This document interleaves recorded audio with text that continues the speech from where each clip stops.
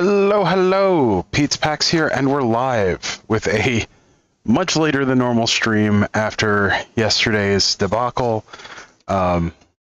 So, for those of you who are not aware, what happened yesterday was funny in retrospect. So, I went live, or at least I thought I did. I had accidentally hit record instead of stream. And I streamed for like 3.5 hours with no one there. And I was like, huh, that's odd. Normally someone, it was a later stream than normal because my sleep's been really weird lately. So it's like, huh, maybe I'm just streaming during a dead zone, something like that. Nope. Turns out I'd hit record instead of start recording instead of start stream. So, oops, no stream yesterday entirely by accident. And then today's stream is off yet again because my sleep schedule has been a mess. So, oh well. Sometimes life happens. So during yesterday's not a stream, I managed to get all of Multiverse Legends booked up. Everything that I had. I got all of the rares and mythics and uncommons, or all the battles rather, not all the uncommons, for Marcher Machine booked up. So that's done.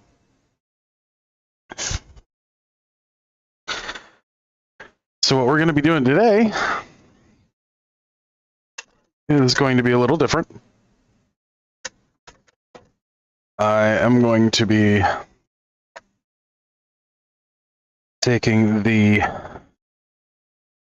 commander decks, or at least sets of them, and we're going to be matching out playsets from the commander decks. So, one of those times where these modular sorting trays are absolutely amazing. Not that they're not always absolutely amazing, because they are just fantastic. They're one of those things that if you have standard sorting trays and you feel the need to have something a little different to help your process, they're perfect. They're exactly the right thing all of the time.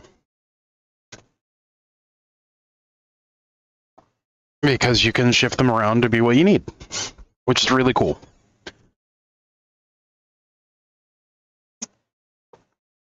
Okay.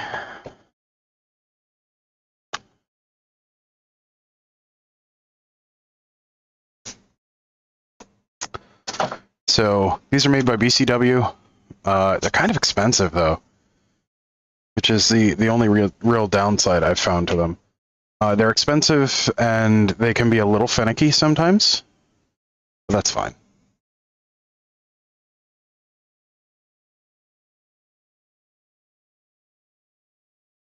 So just something to consider if you are in the market for sorting trays.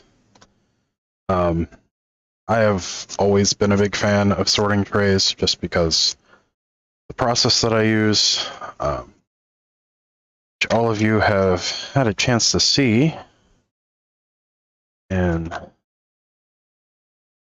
the process of me streaming over the last several months. Well, last couple of months, I guess. I'm not sure how long I've been streaming now. So, but yeah. Overall, they have been fantastic. So, oh, no.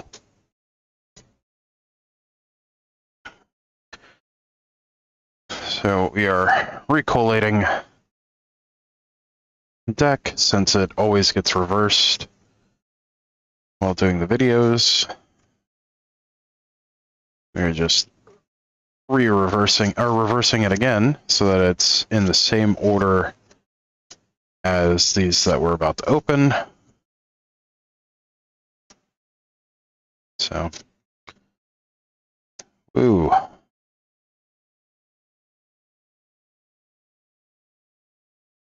This will make it so much easier for us to pull together playsets.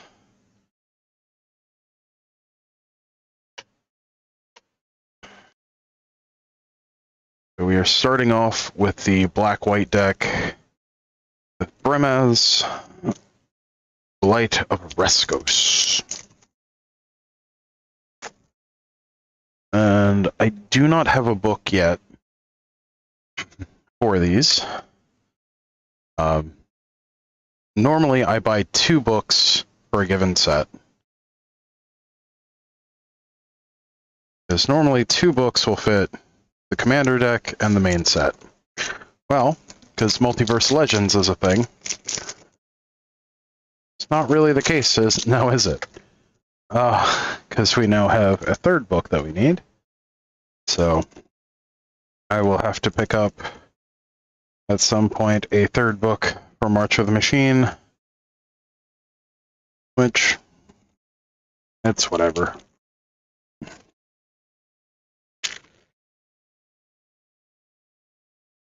So also not sure how I want to do the tokens. I know I want the basic lands not booked because there's no real point in booking these basics. Now some of the other Commander decks have had, unusual basics, like the retro frame basics for the Brothers War. So that's a little different. Let's see, now we need sleeves. I guess I do need all 6 of these, don't I?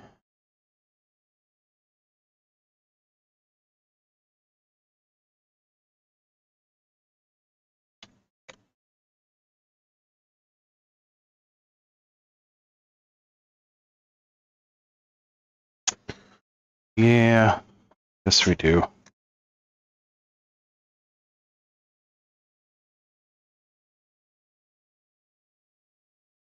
All right. Let's see. So we want it a little closer so we're not having to reach as much.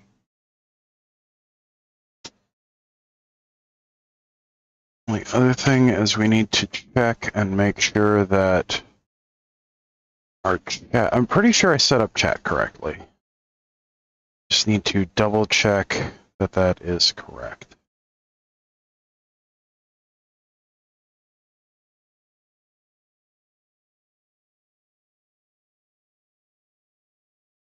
Okay. WWLD. WWLD. Yep, that's correct. Cool. There's one other thing.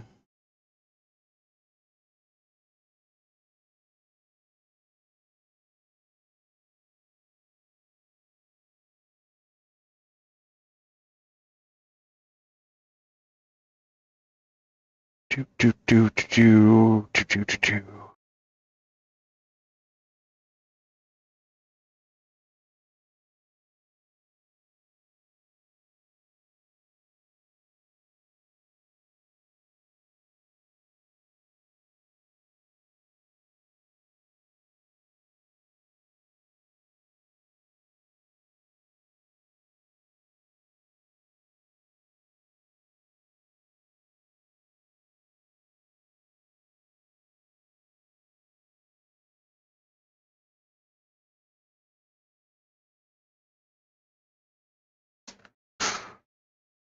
Oh, okay.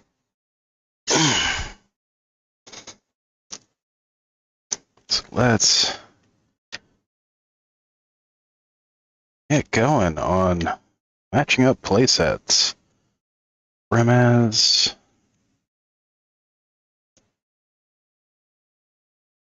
Moira and Tishar.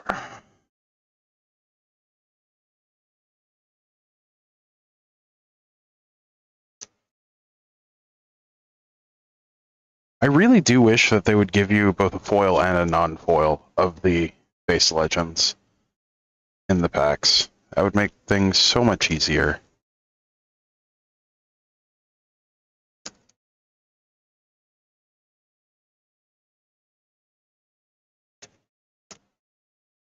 Also, I need to switch this and this around.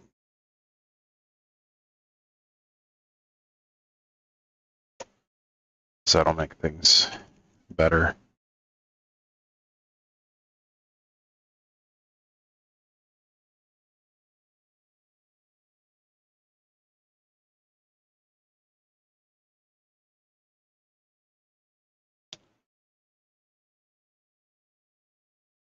Guess I could do it this way.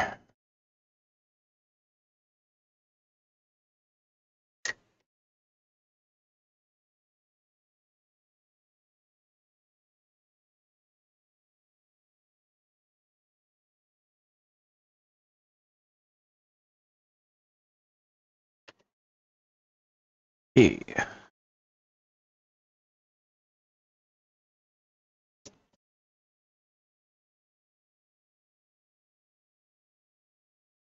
I'm gonna have so many fractured tower stones at the end of this.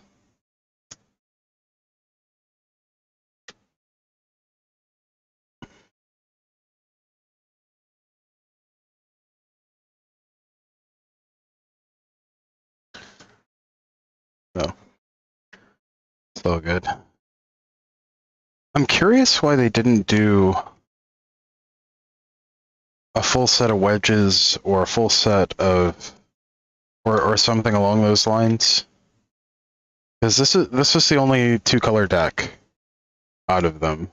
And it's a color pairing that's represented in several of the other decks. Because this has black-white. There's also the Esper one. So it's a doubled up color pairing. Let's see, they did Esper. They didn't do Jund. They did Jeskai. They did Jeskai and Sultai. Or Temur. Jeskai and Temur. Which aren't from the original 5. And they did Esper and Naya, which are from the original 5. So, like, they could have done Grixis.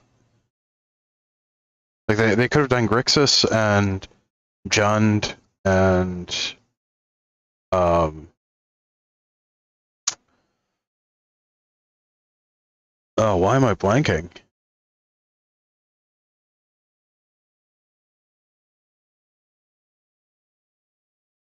Bant. Gee, and Bant's my favorite. Gosh. Yeah, so instead of Jeskai, they could have done Bant. Or instead of Temur, they could have done Bant. And they could have done Jund and Grixis. Or they could have gone with the shards, or the wedges instead of the shards. Like, they did 2 of each, which was weird. And then the 5th deck is just Orzhov, which I don't understand why they made that choice.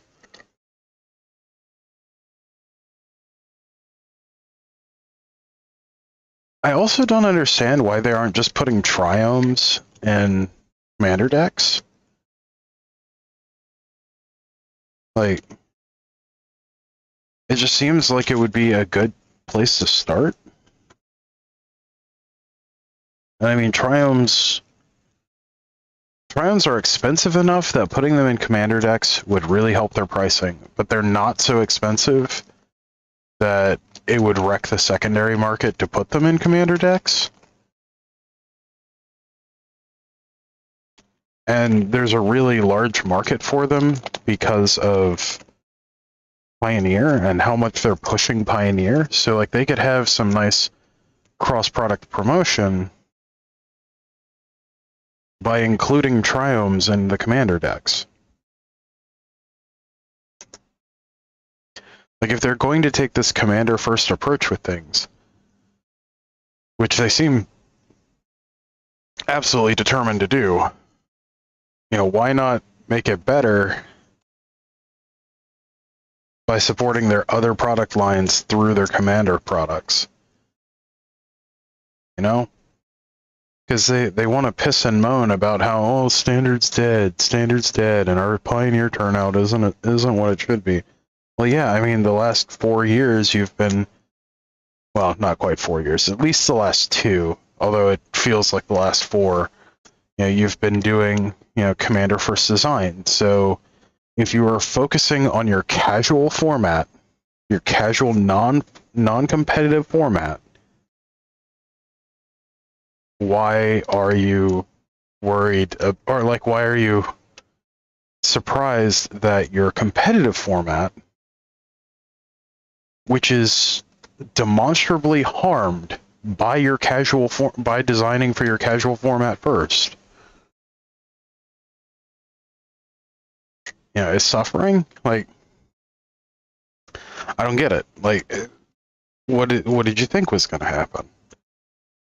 Kind of thing. Come on.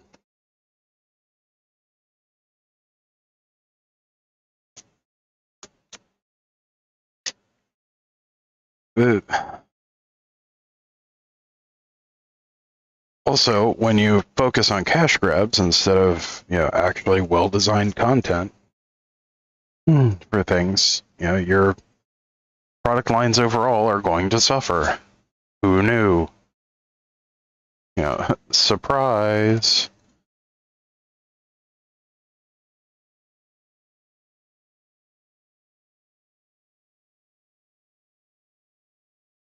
But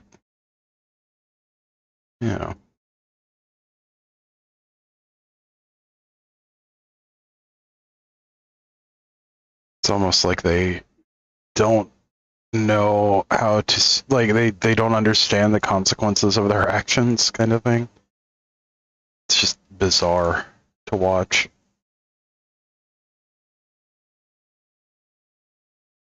But it is what it is.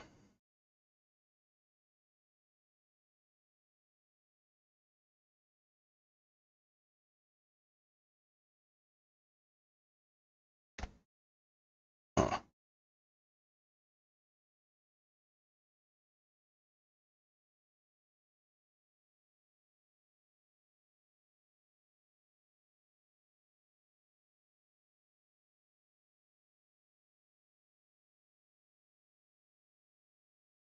What in the world?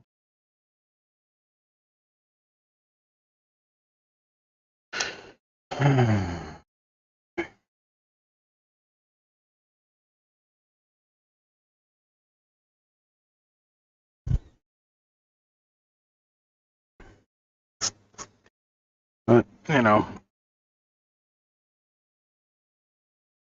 it's hard sometimes getting companies to actually recognize what they're doing.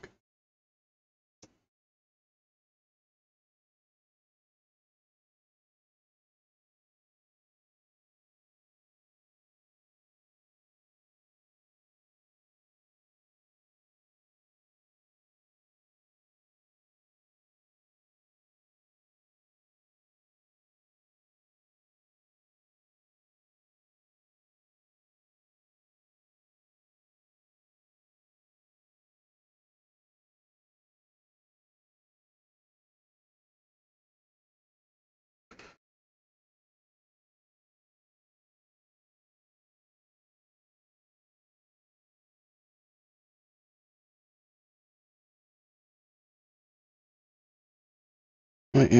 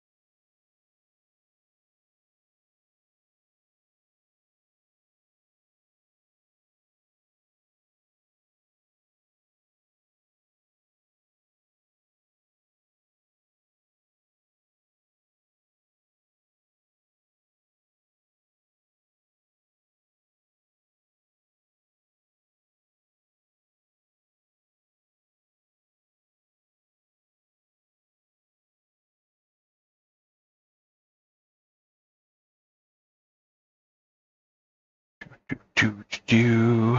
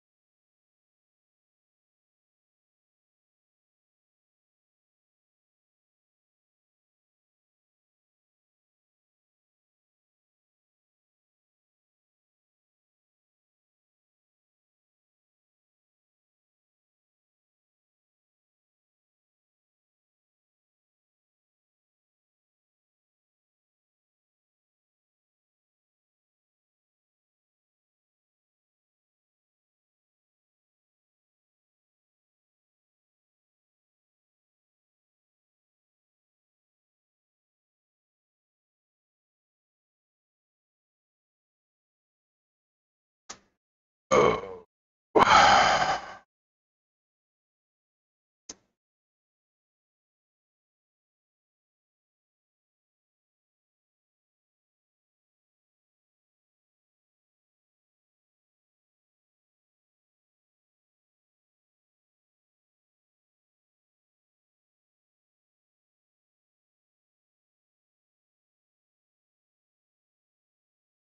Sorry, I'm having to mark down some stuff real quick.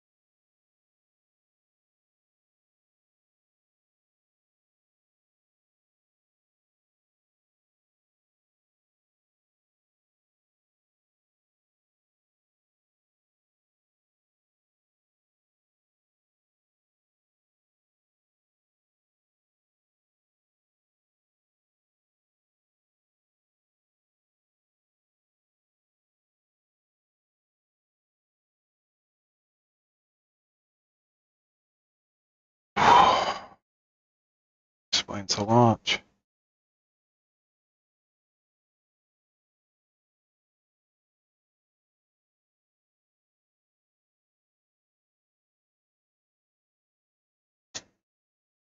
Okay.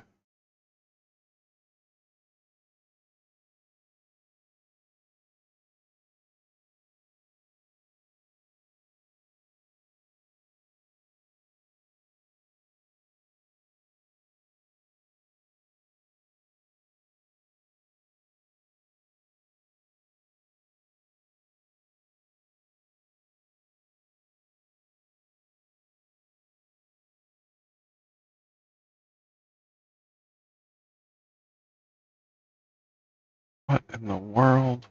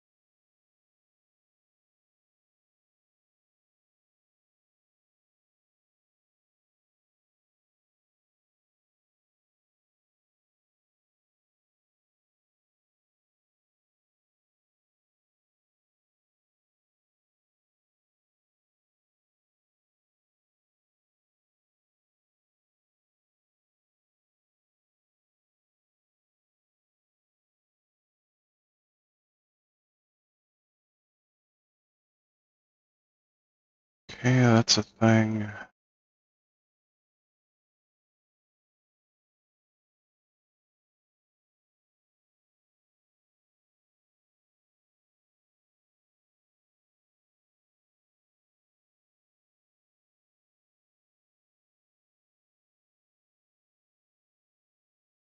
Cool.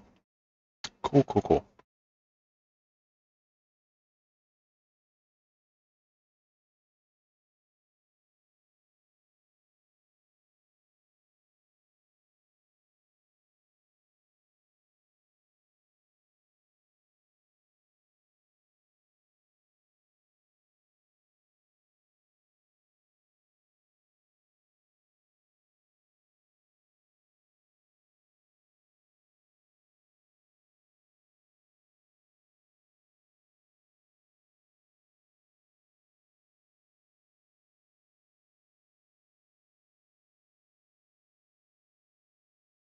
Huh.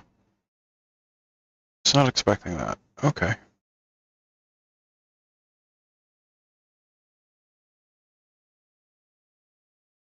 Of course.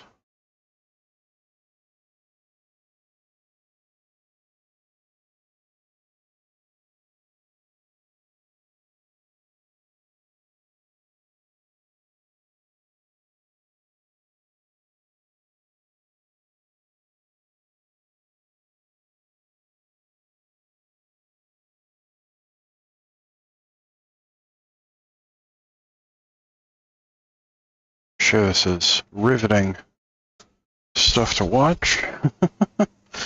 I had to make some notes on some things and clear up some stuff. Now we have stuff to get to.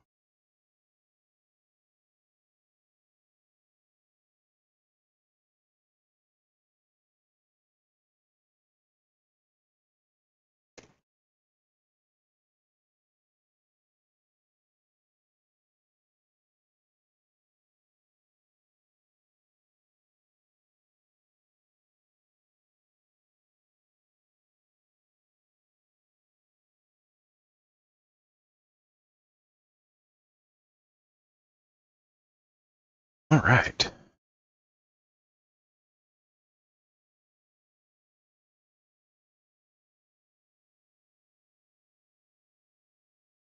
Oh, good old Bone Shredder's in here. I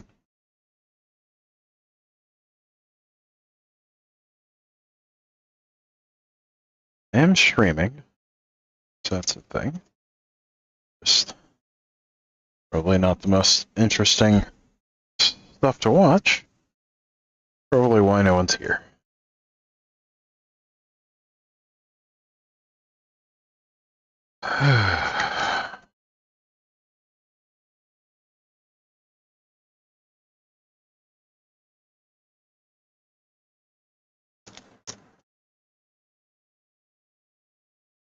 Ooh, yes, I almost forgot.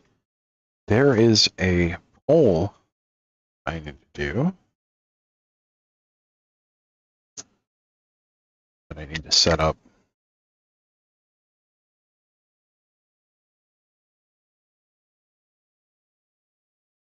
Guess we can set that up a little later.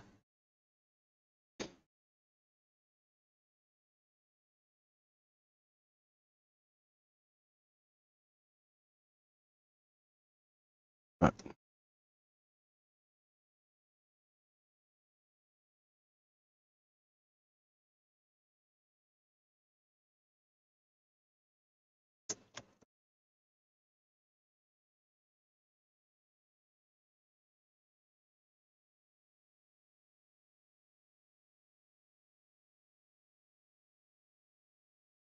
blargle, blargle, blargle, blargle.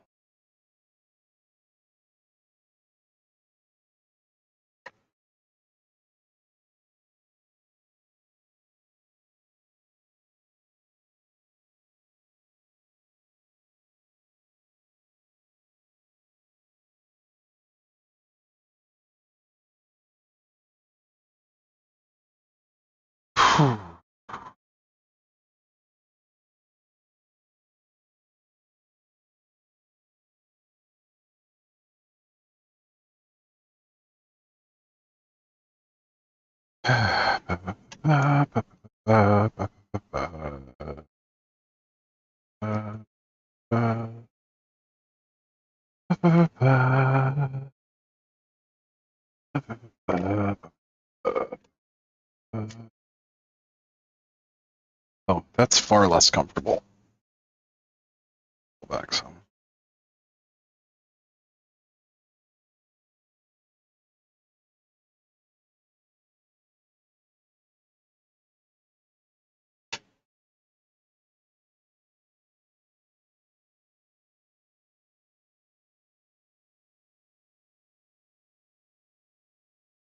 Today, it's also Star Wars Day.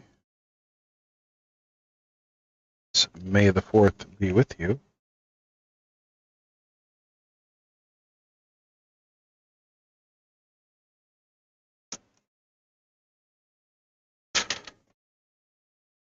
I'm one of those interesting fans. Like, I'm not a super fan of Star Wars.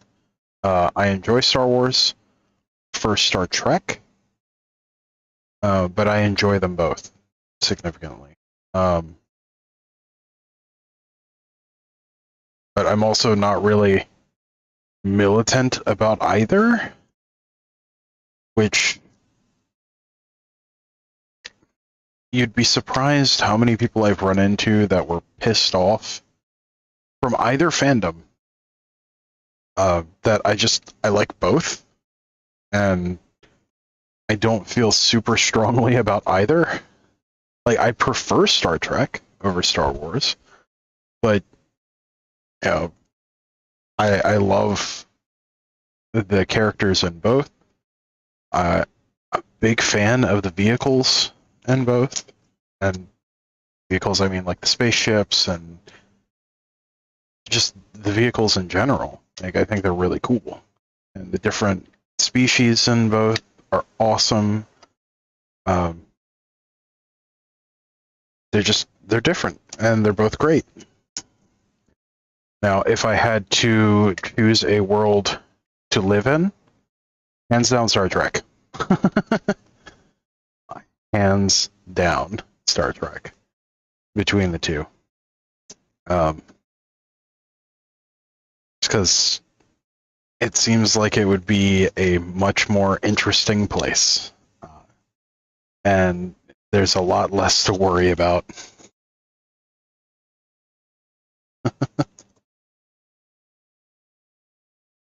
Like that, and yeah, Star Trek, it's much more about exploration and, you know, building a better future versus Star Wars, which is much more about, you know, fighting fascism, which I already try to do. Ooh. Sometimes Star Wars hits a little too close to home, in that feels a little too much like what we're already going through. So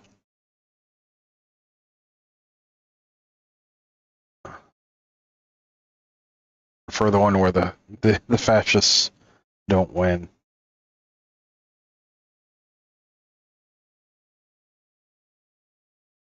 Which is also probably why I've had such a hard time getting through The Handmaid's Tale, the show. Like, it's definitely been very close to home when I've watched it. So it's like, this might be a little on the nose.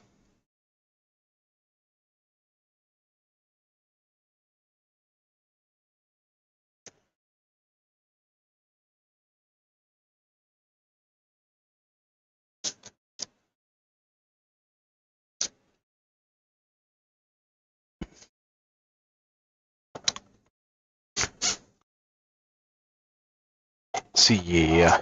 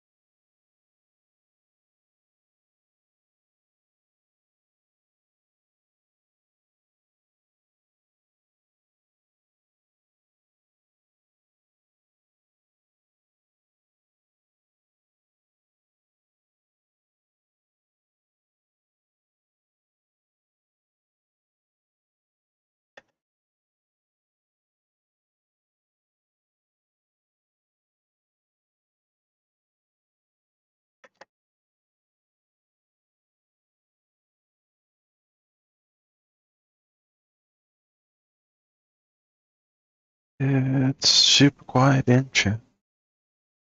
Super quiet in chat. How about that? Super quiet in chat.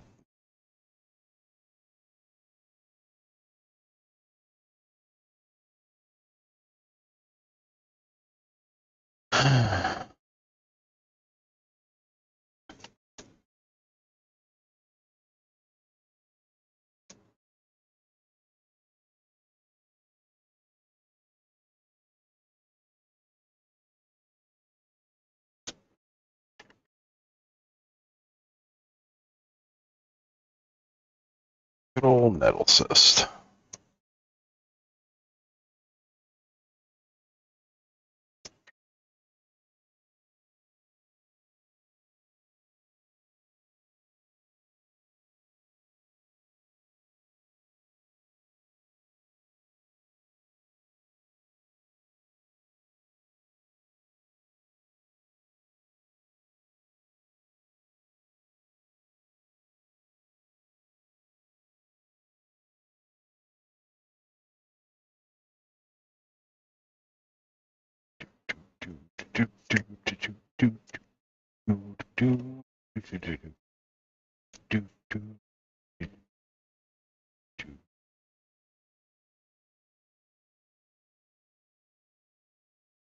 Scrap trawler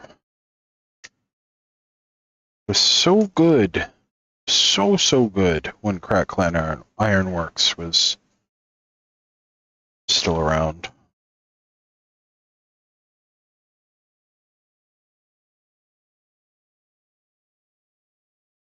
Unfortunately, got banned in Modern.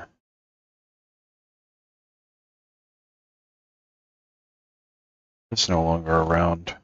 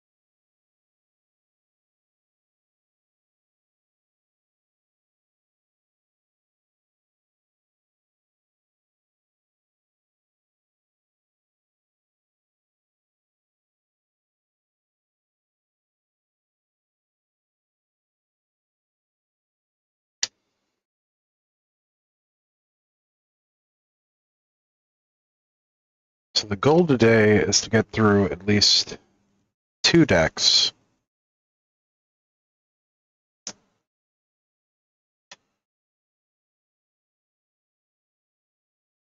Like, ideally, we'd get through all 5 in one day, but that's not happening. I don't think I have the attention span for that, especially if chat's not active. If chat's super active, we have a good back and forth. That helps me stay focused and do more. But chat's quiet. It really makes it tough to focus for a long period of time. And in fact, we're going to take a very short break.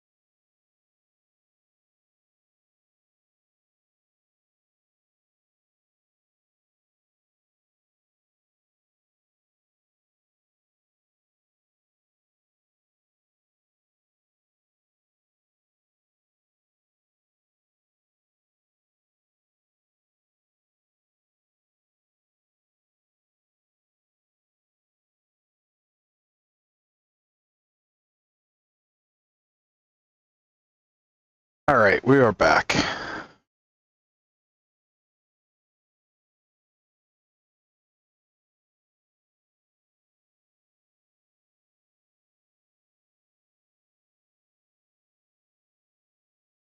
And still nothing in chats. Oh, that's funny.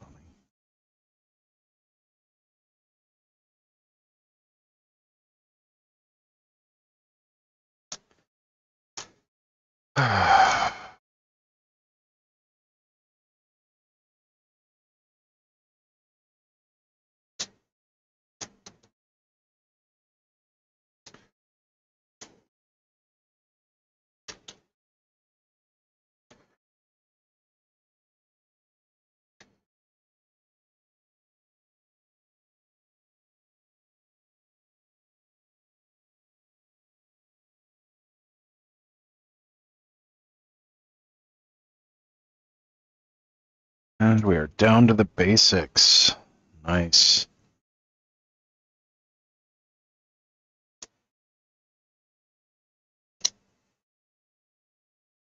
Okay.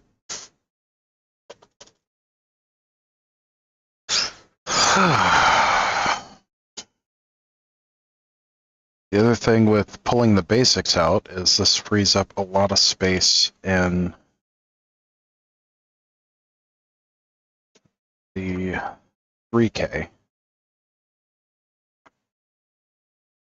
Same thing for removing the stand-in cards.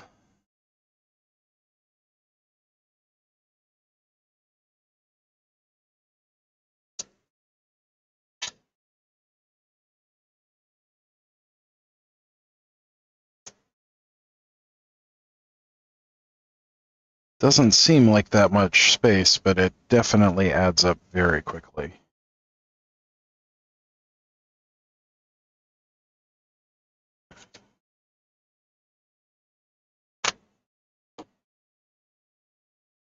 It's just the basics altogether are about the thickness of one whole deck. When you have 20 decks, that's the equivalent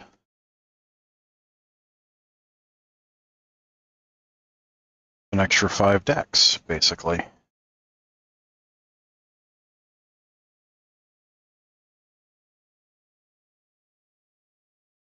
Do I want to batch up this? Do I want to batch up the tokens? Is the other question.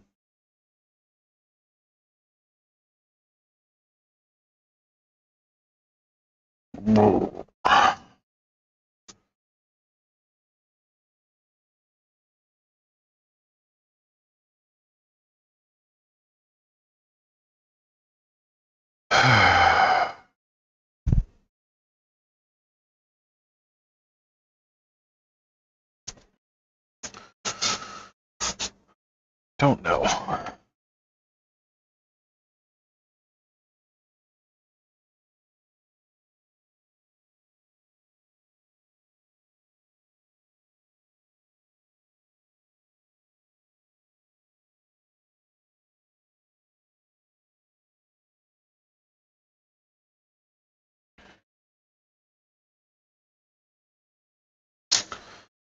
Hmm.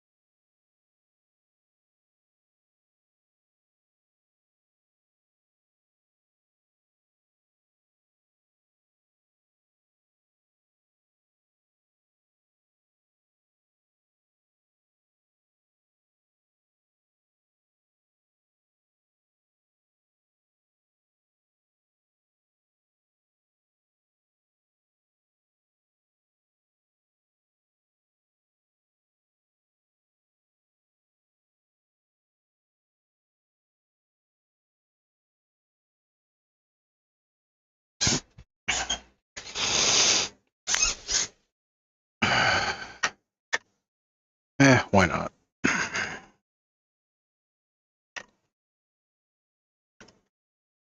Definitely want to make sure that we pair up the right ones, though. It's Phyrexian Horror, Phyrexian Golem, Horror Golem, Horror Golem.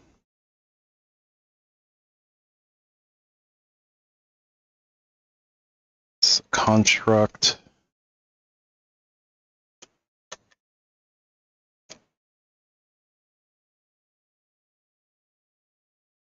We have a whole boatload of incubator tokens.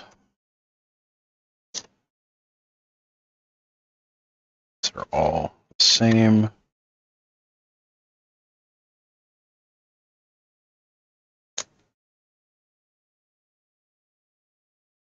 Just since these are just standard incubator tokens, we will pull them together.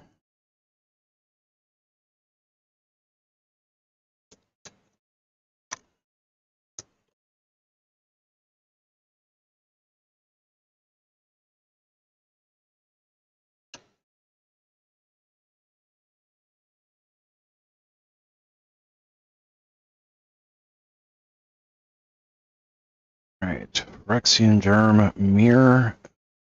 Okay, so yeah, they're all the same.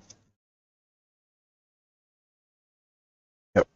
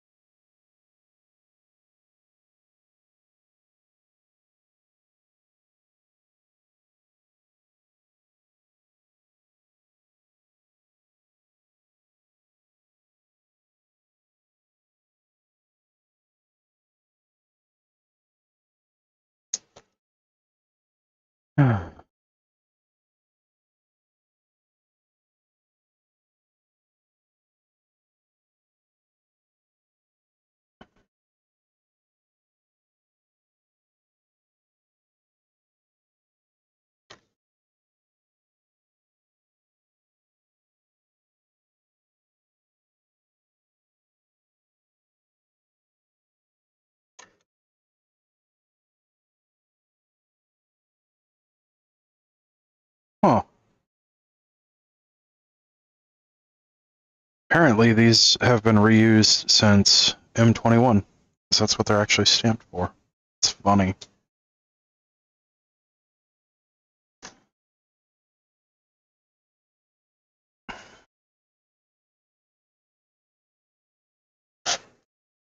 Very cool.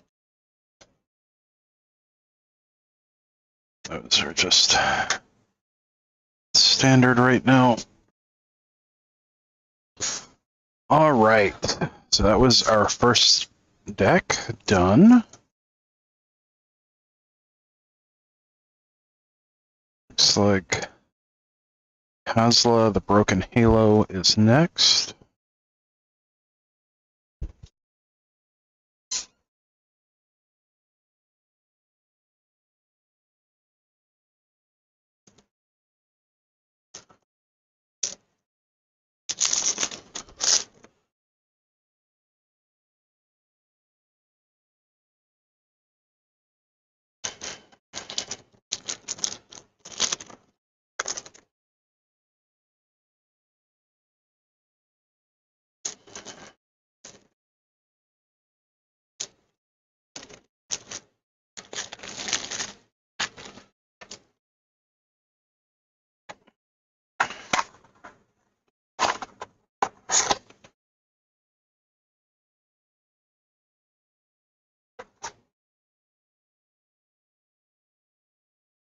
Okay.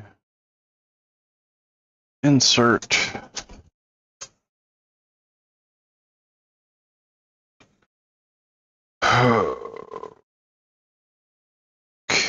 Okay.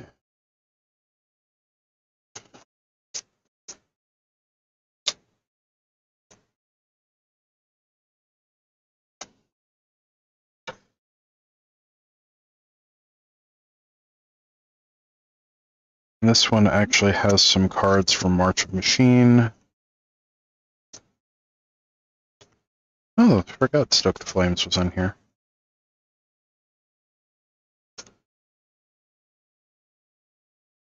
So quite a bit here that won't be going in with the book.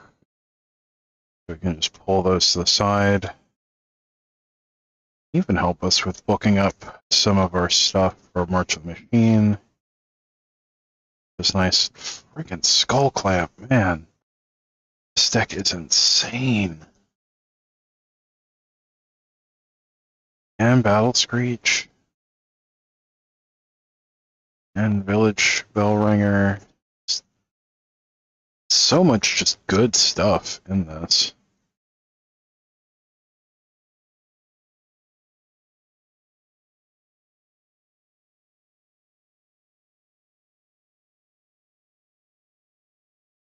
Okay, so it should be all in the right order now. Mountains. Islands. Luckily this time they match the plains as well. Very cool. Ugh.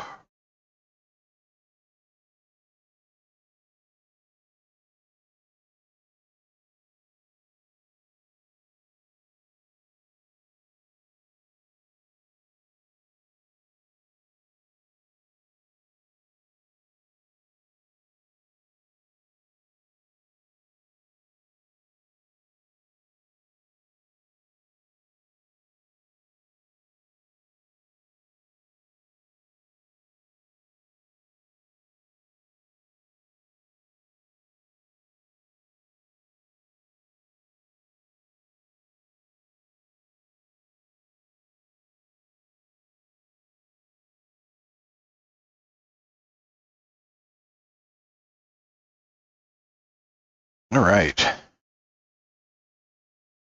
So each deck uses about 1 pack of sleeves of the penny sleeves to match up. So there's that.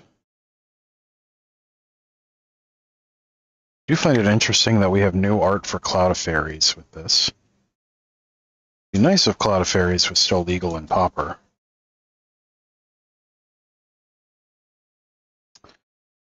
But it is not. I think it's only legal in Legacy and Vintage at this point, and Commander, of course. All right, Command Tower and Commander Sphere. We're definitely gonna have duplicates of, because they're in all of these decks.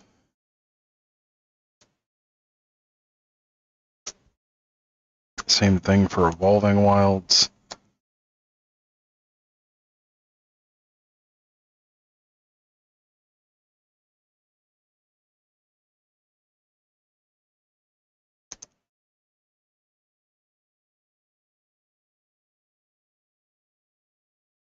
And the Fractured Power Stones are gonna be the same.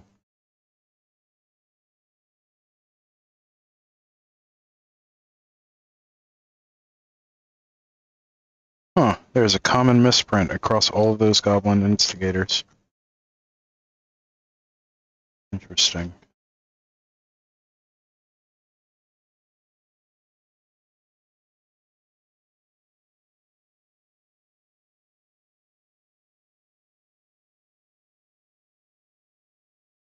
I wonder why that is. And the Goblin Medics. They both have an offset printing error. It's interesting.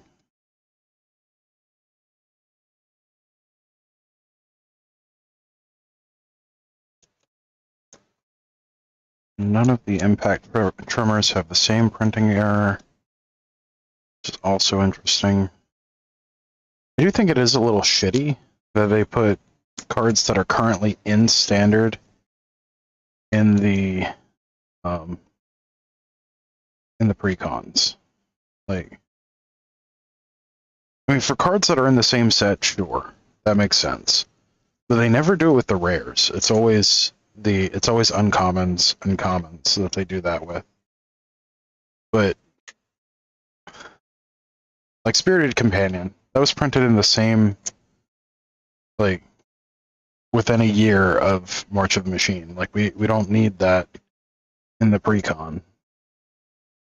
It's just junk.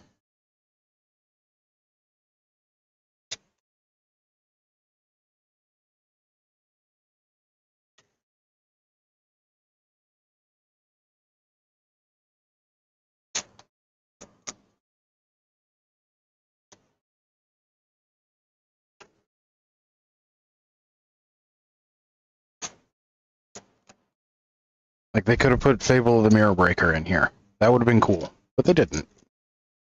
I don't think they reprinted a single rare that's in standard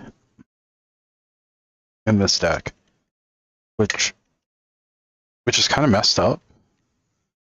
But they did put a bunch of commons and uncommons.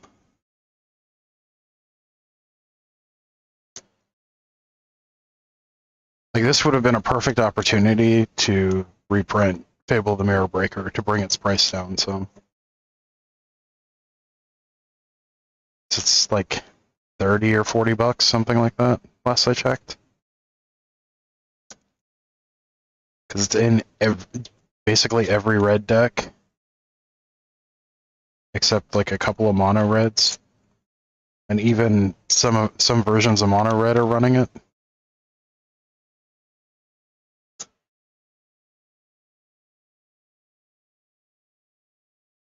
So, just seems like a big miss.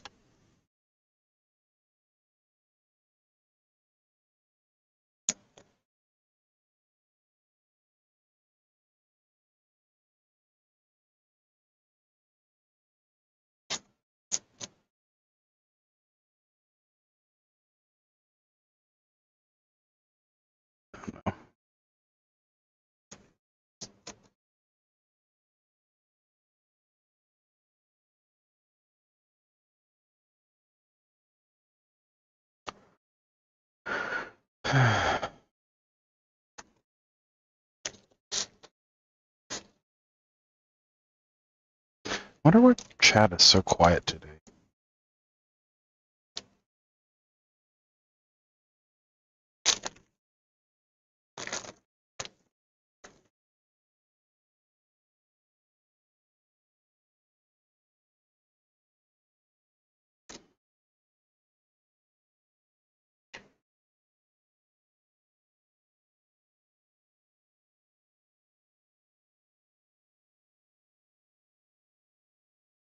uh, uh,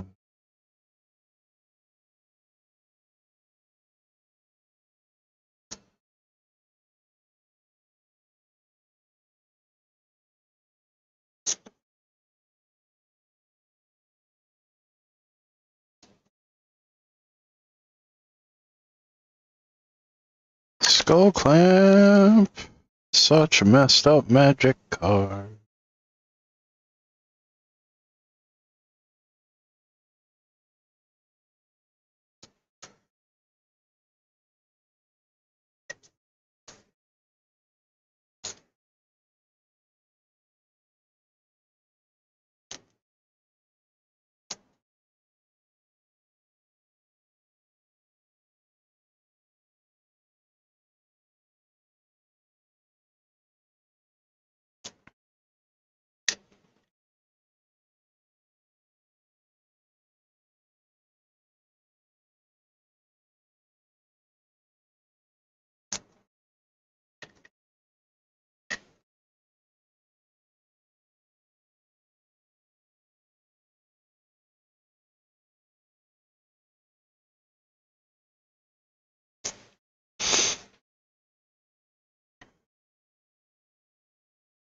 Micro Elixir is another one that we're just going to have an obscene number of copies of at the end of this.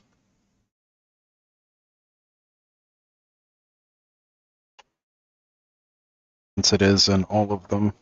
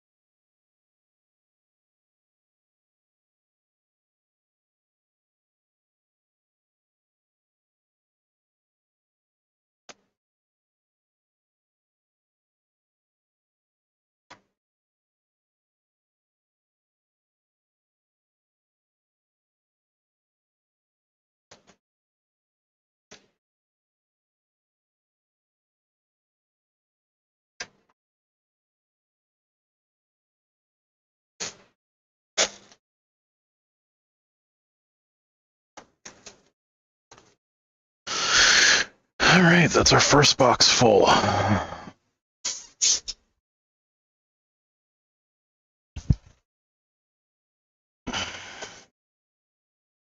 So we will grab a second.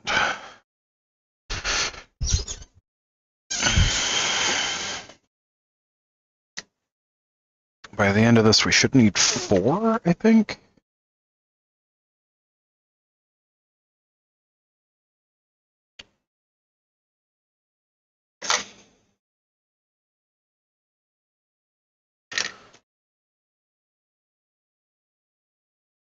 Oh, Chasm Skulker. We got a, I think we got a Japanese one of those yesterday.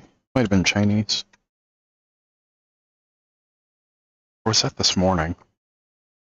And time is an illusion. I genuinely don't remember.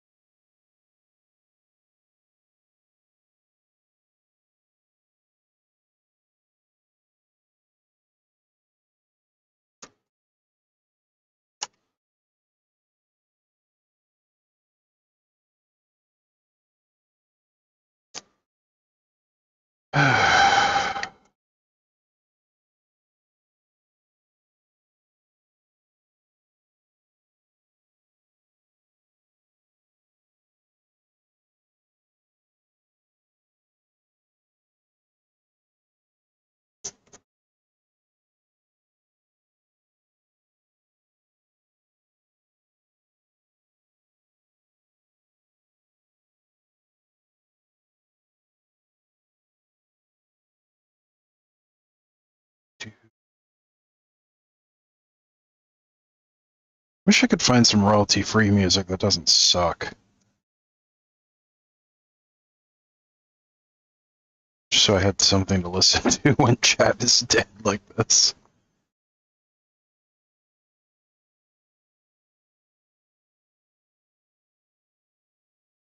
Just sitting sitting in a room by yourself with nothing. It's just ooh. I'm just sitting here alone with my thoughts. It's just a bad time waiting to happen. Bad time.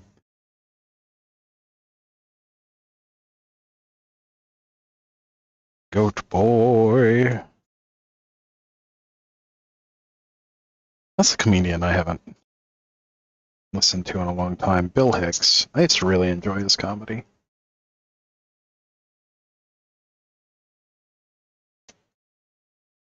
Kind of like Sam Kinison. Like, a lot of people found him super offensive. I thought it was pretty damn hilarious. He's taken too early.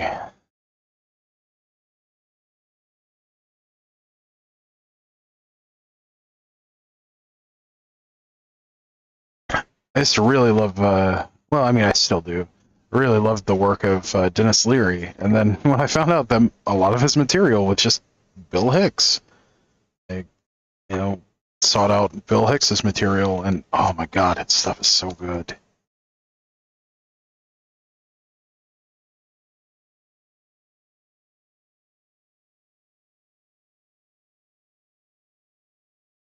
I mean, generally offensive at this point, but offensive in a good way.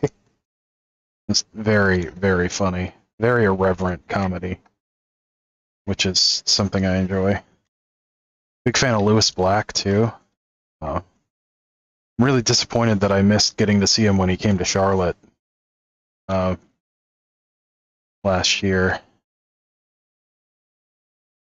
Maybe the year before.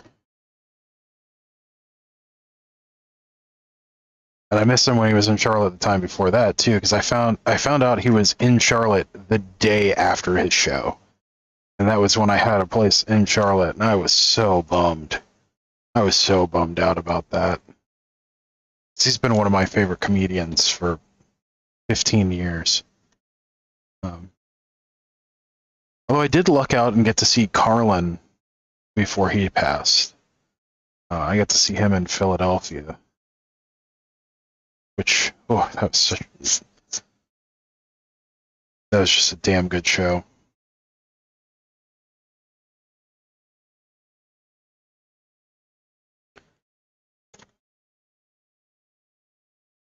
That was like 15 years ago now.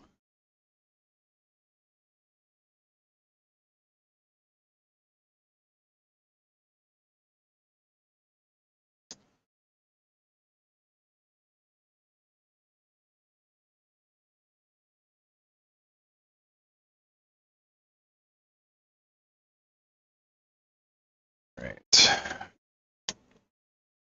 Why is that there? No. Temporal cleansing is for March of Machine. That doesn't go with the commander stuff. That's just in the set. Same for Meeting of the Minds.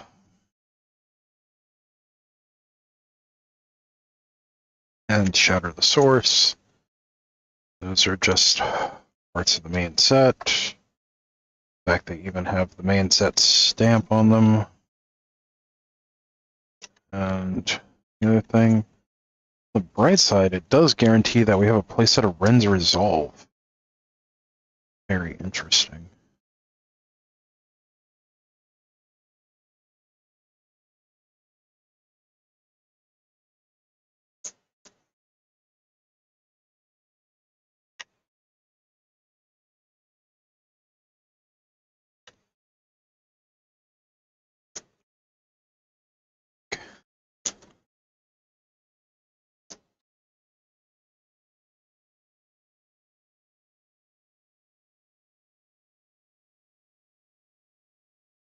Cut Short, I think, is going to be a very impactful card in Standard.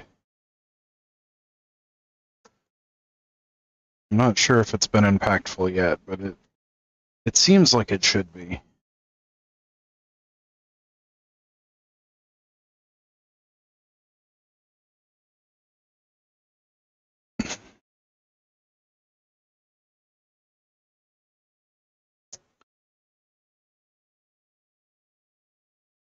Let's see, Artistic Refusal is also from the main set.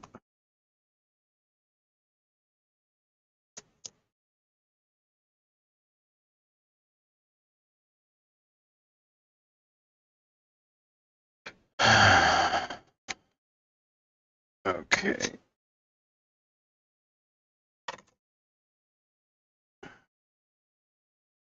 Our plains, our islands, mountains. I'm gonna go grab my land station so we can actually put those in land station. Unless the land station is full. The land station is full.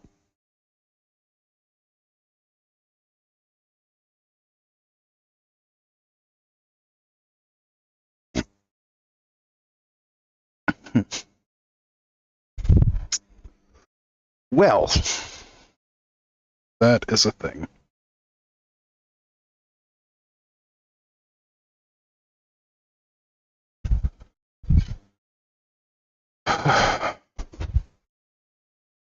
Welcome home.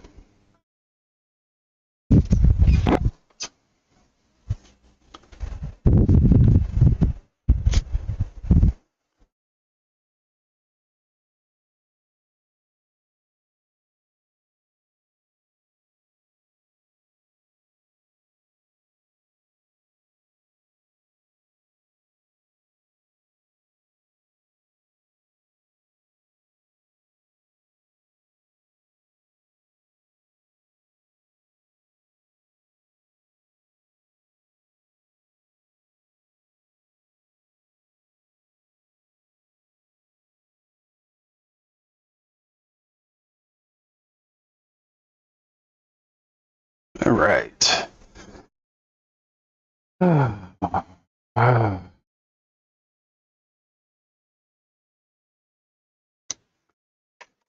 of these days I'm gonna have to get another land station. I have two. One of them has developed this like sticky residue. I know it's from the type of plastic that was used for the bins, and it's only on the outside of it, which is like the satin texture thing, and I don't know what causes that. But it has like the stickiness of like rancid oil, which I don't know where that would come from. Unless it's from like particles in the air from like cooking and or something. But that doesn't really make sense because it's like pretty far from the kitchen. So I don't know how that would happen.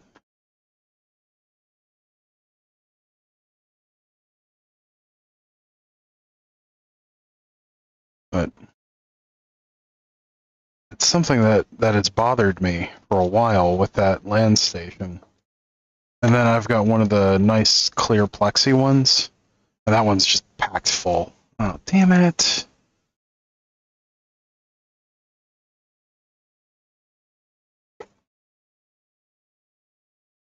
Hi, Random Dawning. How are you?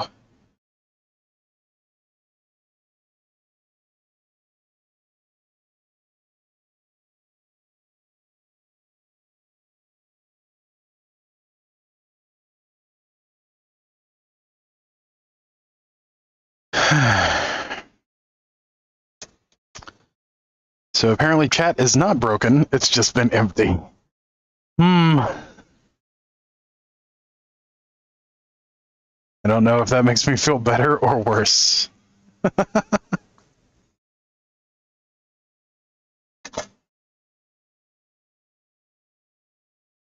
was genuinely starting to wonder if that was just broken. Turns out I've just been alone. Oh well. That's what I get for streaming at an unusual time. Just my sleep has been so messed up the last few days. Like I somehow fell asleep at like 6 o'clock in the afternoon yesterday, and then woke up at like 1, recorded a video, went back to sleep at 3, woke up again at 5, went for a walk, then fell back asleep at around 7 or so, and then woke back up at like 9:30. It's like, and it's just, and it hasn't been like particularly solid sleep. Yeah, I mean, there's that, but a lot of the time when I stream in the mornings, especially late morning, like I'll catch a lot of the people in Europe and Western Asia. Yeah, my sleep schedule is definitely set to shuffle, and I don't like it. It has really been messing with me. And because my sleep schedule has been bonkers, like my recording schedule has been all messed up. So I've had videos go out late the last few days, which I don't like. I like to record my videos a couple of days ahead normally. I just haven't been able to do it. So I felt like I've been on my back foot the last few days on top of it, which is it's really messing with me, and I don't like it.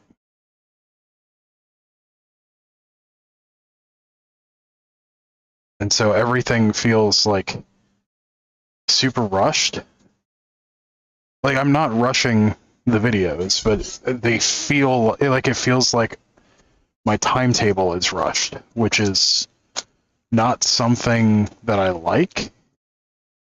Like that's a very bad feeling for me, and I don't know what to do about it.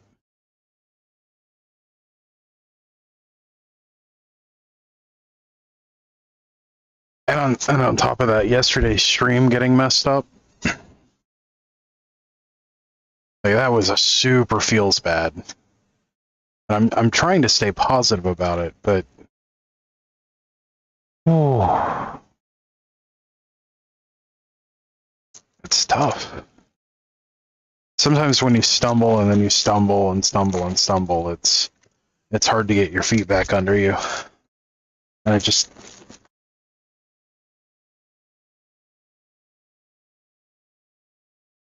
it's kind of felt like this whole year has been a lot of that. Just a lot of stumbling and trying to trying to get back up, and then stumbling again and trying to get back up. But thing is, you have to keep getting back up and keep going. Some days are very hard. I agree.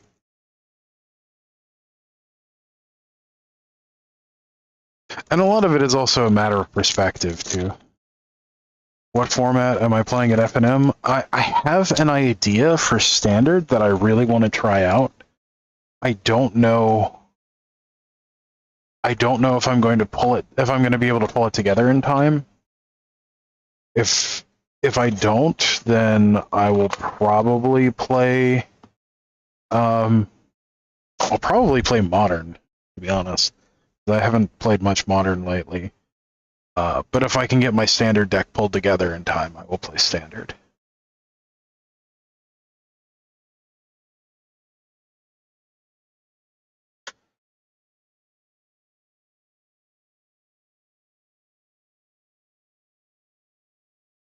But there's also a deck that has really gotten on my nerves that someone at the shop I go to has been playing, and like I've been trying to theory craft the best way to handle that one particular matchup, and I've been having a lot of difficulty with it.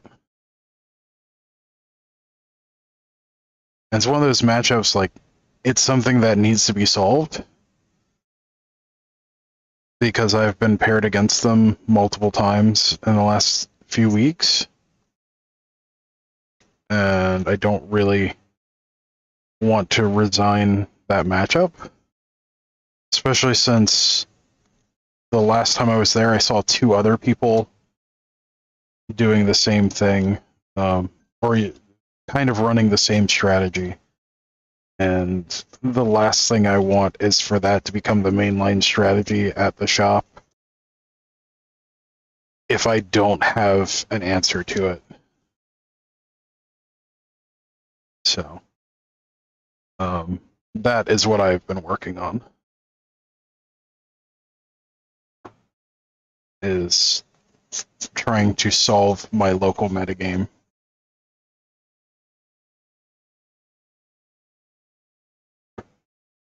You're happy with the changes you made to your soldier deck? Nice. Yeah, you added the Archangel Elspeth and Surge of Salvation in the board, right? Did you settle on one Surge, or are you still figuring out how many is the right number? Because I would think like two, maybe three Surge in the board. Because there's only like really two matchups you have to worry about it with. Be like your mono black and mono red matchups. And I feel like one isn't quite enough, but four is definitely too many.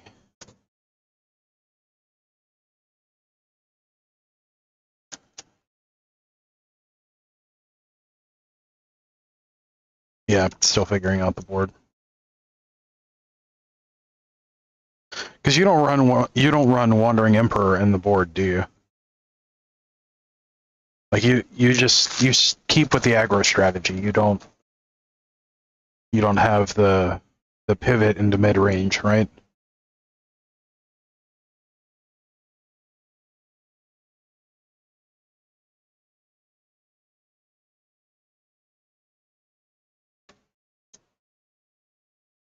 Yeah, Elspeth seems really good. Um, I think it would be even better with the Wandering Emperor. Yeah, aggro all the way. That's what I thought. Like, I feel like it would pair really well with the Wandering Emperor. Um, and even with Elspeth Resplendent, but I don't. If you're hard aggro, I don't see you putting 5 drops in your deck.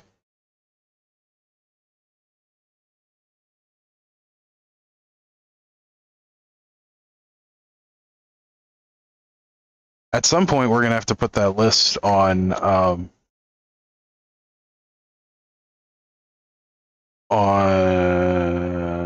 what's it called, Moxfield, so we can track our changes to it.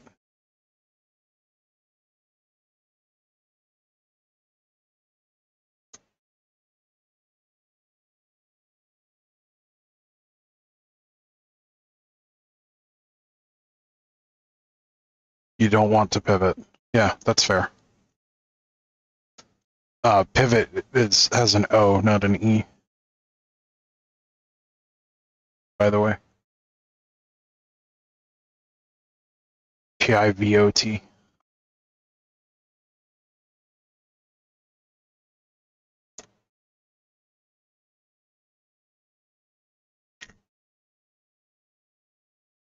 Oh, that is a miscut Gruul Signet. That is a double miscut Gruul Signet. That has 2 square corners. What the hell? And the Is It Signet in that pack is the same way. Whoa. Whoa, whoa, whoa. What the Okay, so that is a thing. So we've got 2 heavily miscut signets.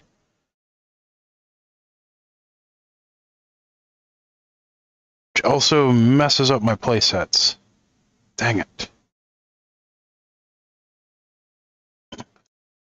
Alright, we are switching over to .cam so I can show you what we just pulled.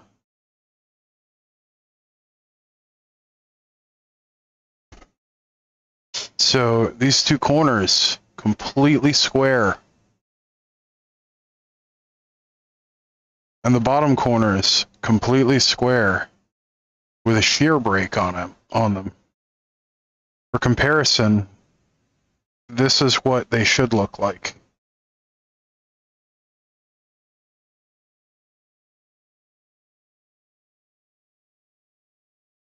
Here, it's even easier to see on the white. That's so cool. And so annoying at the same time, because that means that I don't have matching playsets in here. They even have the alignment dots on them. I do. I especially love, like, egregious miscuts, which those, it's both on the left side, and you can tell these were on the same sheet because they've got the same clip, like double clip miscut on the bottom. Okay.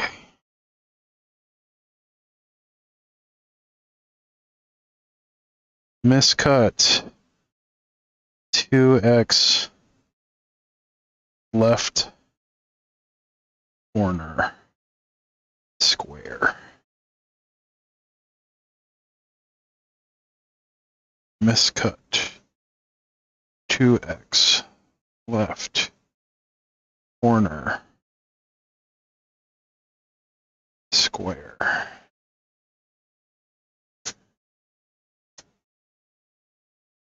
That's cool, but now I've got to find an Is It Signet and a Gruul Signet from the March of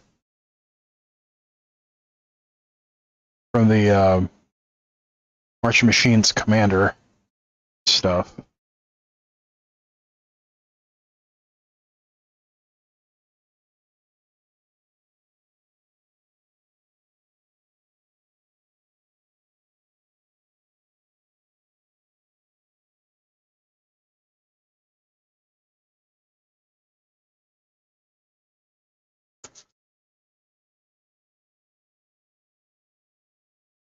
That is the 7th misprint from this set that I have. So that's a lot of misprints for a standard set. By the way, I totaled up how many misprints and miscuts I had from Dominaria Remastered. It was over 200 in all. That's from a case of set boost or a case of draft boosters and a case of collector's boosters. I had over 200 misprints and miscuts. I've got 7 from this one. 7 is a lot. 200 is ridiculous.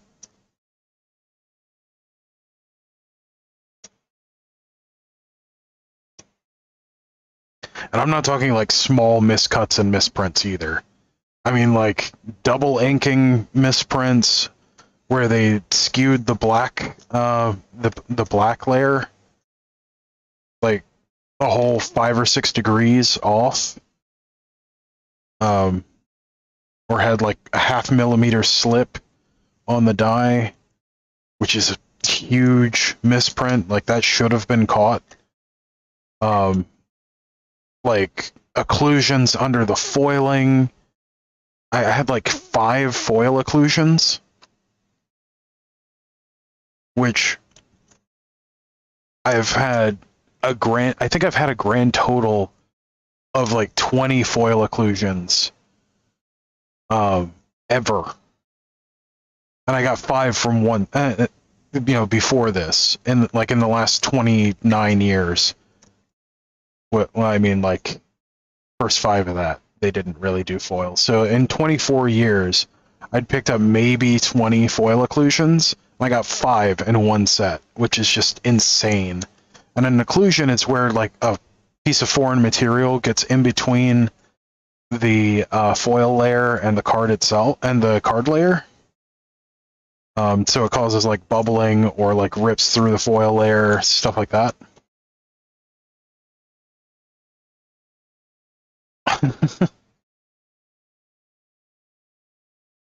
Well, no, that's the thing. Like, oh crap. I like misprints and miscuts, stuff like that. But if I find too many of them, and other people are finding a ton of them, they're a lot less interesting. Because one of the big things about misprints and miscuts, stuff like that, is that they're unusual. They're interesting because they're errors. And they slip through the QA process. That's part of the big thing with them too. Like if they're slipping through because the QA process has gone to shit, then that's not a good thing. Like we want a good QA process so that most of those get caught, so that they're interesting and unusual. But if you're getting like a misprint or a miscut in every single pack, it's like, oh, great. Now it's just the quality of my cards have gone to shit. Not I got this cool thing that should never happen. Like, so I enjoy misprints because of their rarity. Yeah, too much of them and they aren't as nifty. Exactly.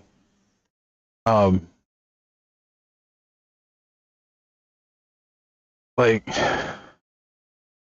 I've had there's some really cool ones that I've had over the years where there was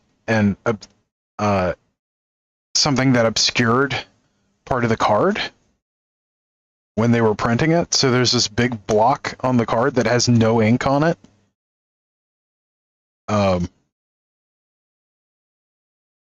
So that's generally called like a masking error or an obscurance error.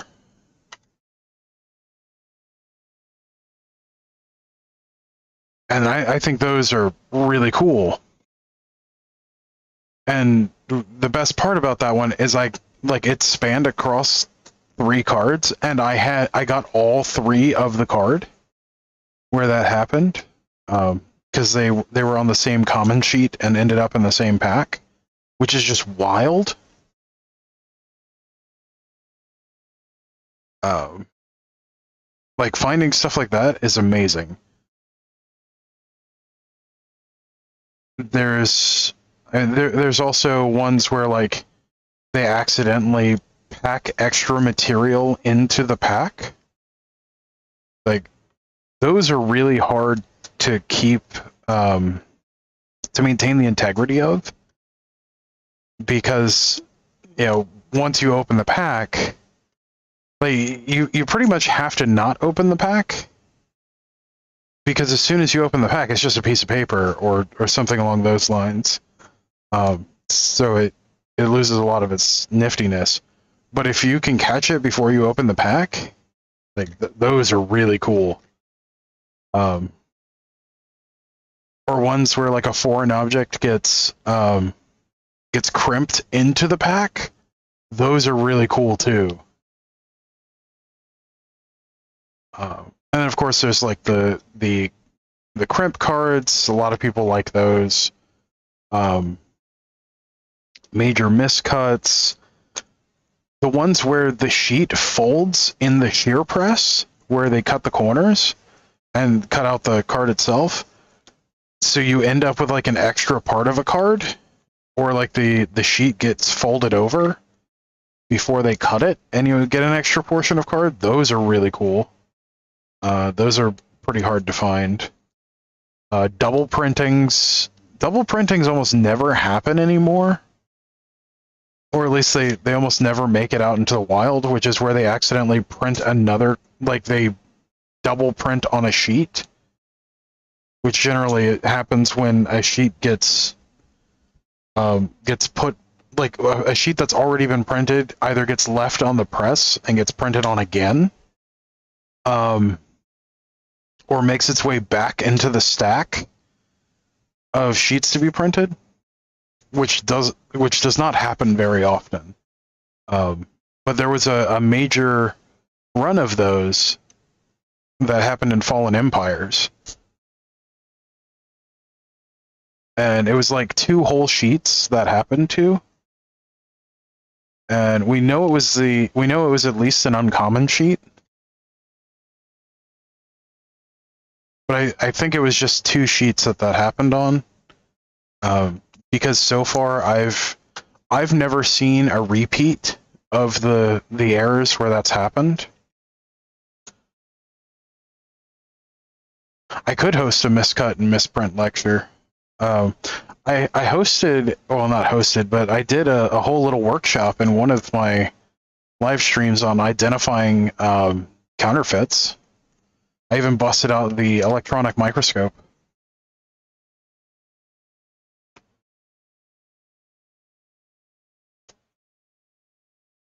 Which I need to actually add a button for the electronic microscope on my Stream Deck at some point.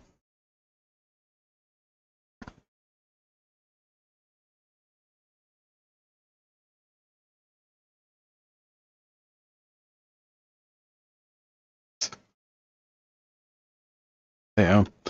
The funny thing is, like, a lot of misprints specifically, go unnoticed. Because a lot of them are really subtle, and they're one of those things where if you're not looking for it, you probably won't see it. Your card will just look a little weird. Like offset errors. But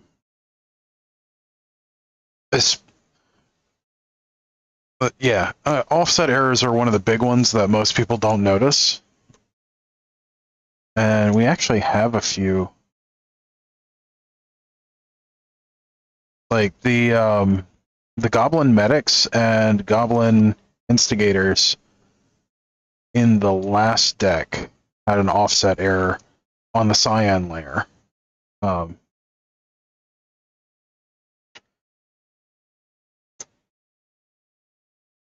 And so, like, you had this thin line of it looks white at first, but when you look at it really close, or look at it under a loop, it's actually cyan. At the top of the card, between the border and the rest of the card.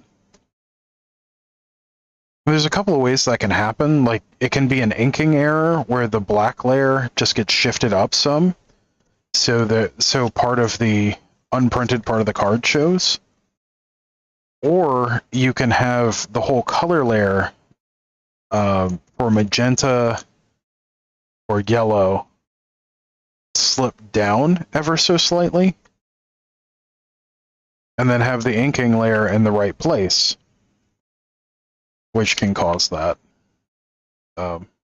There's a few other mishaps that can cause that, like if the offset on the printing machine is misconfigured, but that's a lot more rare, and it tends to not give you a straight line across. It'll actually skew the colors in the card itself quite a bit, and you can see that too. And it'll generally be like either a 30.1 degrees is the offset that they use between layers. I know it's not on a whole number. They use a fractional on purpose.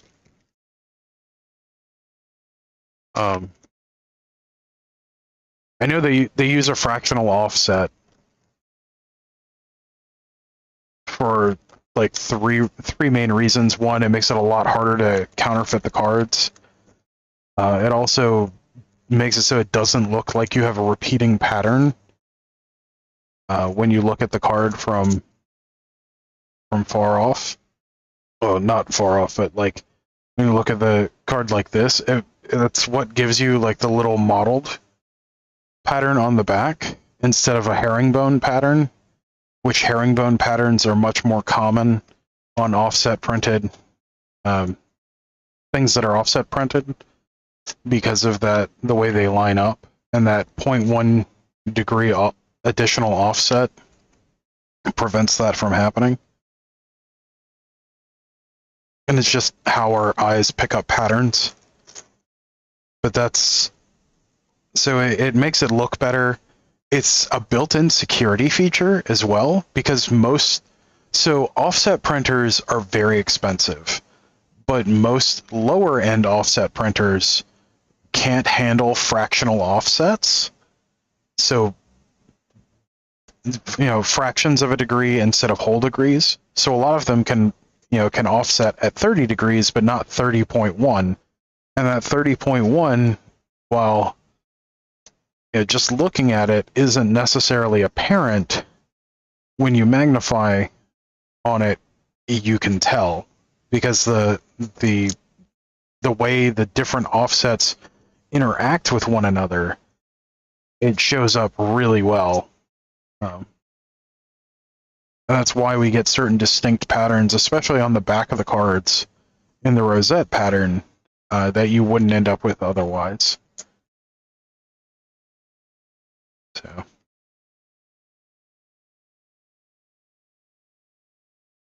yeah. And another one of the features, the kind of built-in security features, is using a separate black ink layer instead of using the offset printer to simulate black. They actually go back with a separate black layer. Yeah. Yeah. And most people would never have exposure to it. It's a lot of figuring it out from diagnosing counterfeits over the years, having to learn about different printing methods, for parts of jobs that I've had over the years. I worked in the educational publishing industry for a few years and had to learn way more about offset printing than most people ever would want to, because I had to write a lot of software for our industrial offset printer, because it was a lot cheaper to get one of their developers to write it than to farm out the custom requests that they needed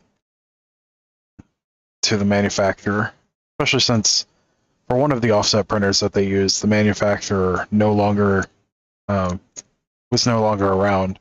So like servicing those machines was iffy, and it was expensive enough to replace it that they couldn't exactly replace it. So you had to learn a lot about it on the technical side. But there are so many little details that most people have no idea about that are on a Magic card that, unless you have a very specific reason to seek out that information, most people would never be exposed to.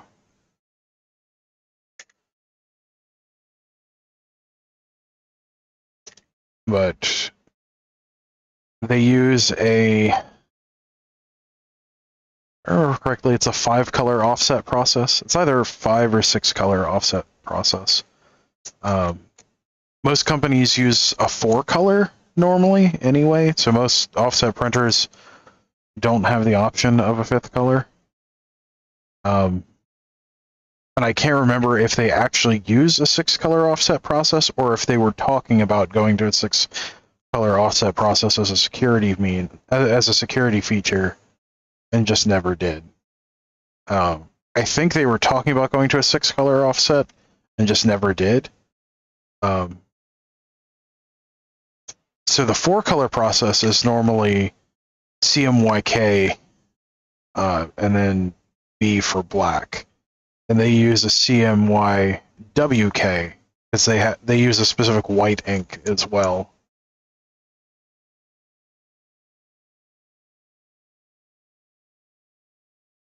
So that's why you can see in the rosettes you have a cyan or blue offset, a red offset, a yellow offset, a black offset, and then on the fronts of cards you'll see a white offset as well.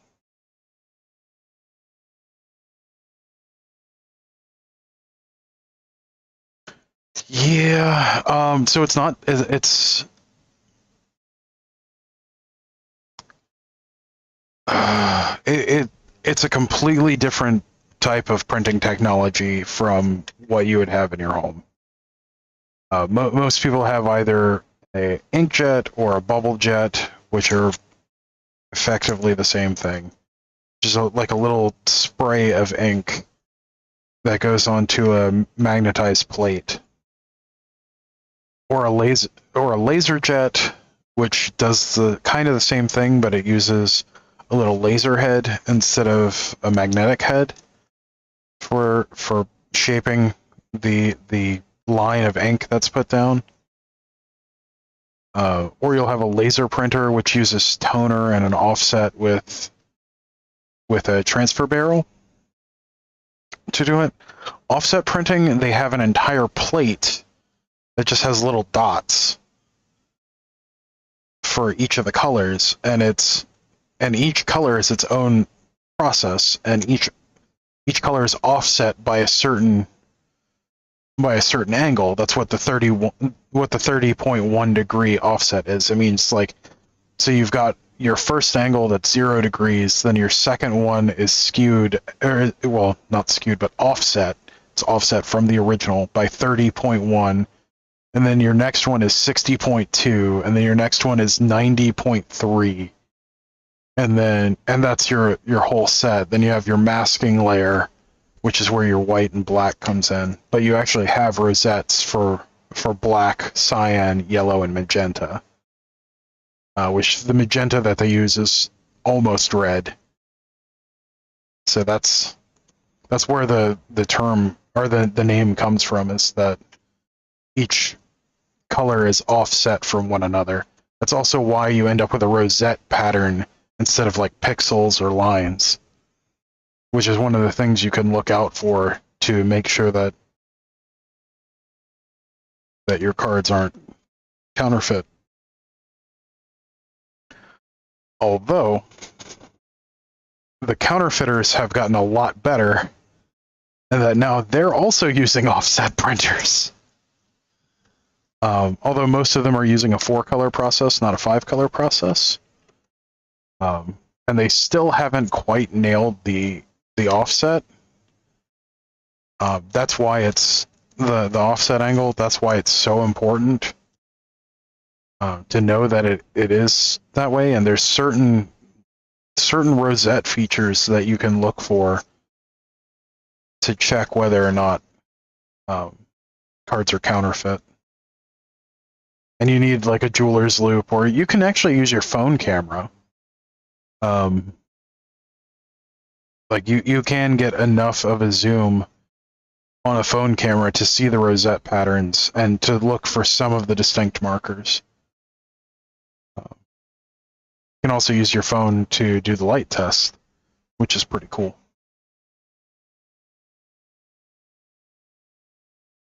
Which the light test is still pretty effective. You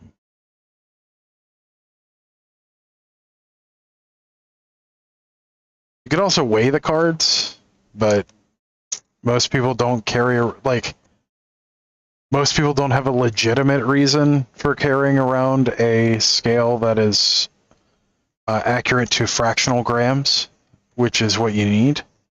Because cards will almost always be between I think it's 1.7 and 1.9 grams.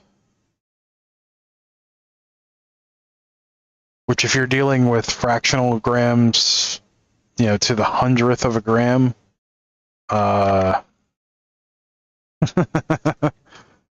most people aren't keeping around scales that do that. Not for, quote, legitimate reasons.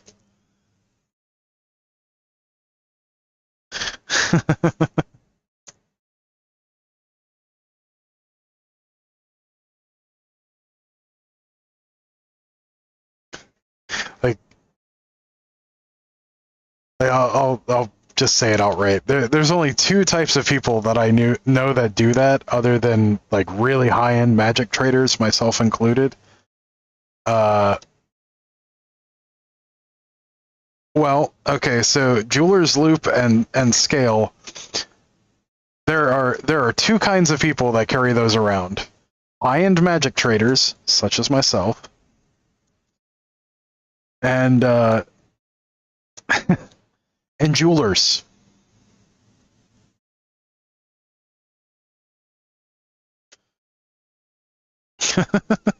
Like people who deal in diamonds and other precious jewels, and precious metals. That's it. Those are the 2 groups that generally will carry around those 2 things. Now the one that everyone, you know, immediately jumps to, it's drug dealers. Drug dealers don't generally carry around a jeweler's loop.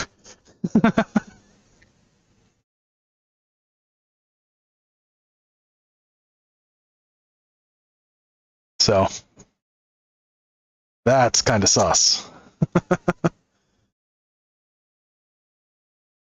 Now, the full kit that I carry with me when I go and I'm looking at like buying really high-end stuff, jeweler's loop, electronic microscope, 2 high sensitivity scales, and then a set of solution tests for checking for specific print residues. So an actual like testing kit with like swabs and a testing solution. It's an indicator solution and little capped test tubes. That looks sus.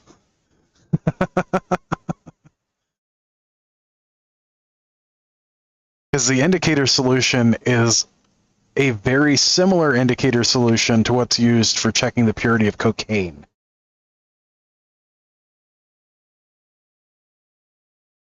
That looks sus as hell.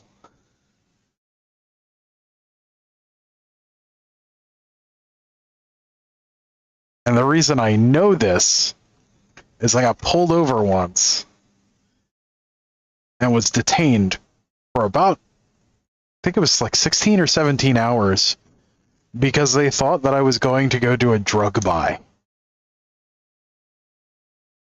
And like, not a small one.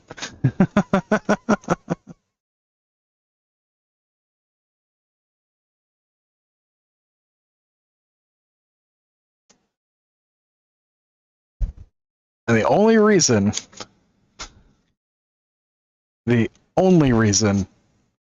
that I was given that they had probable cause to search my vehicle is because I had my handgun in my passenger seat and they could see it.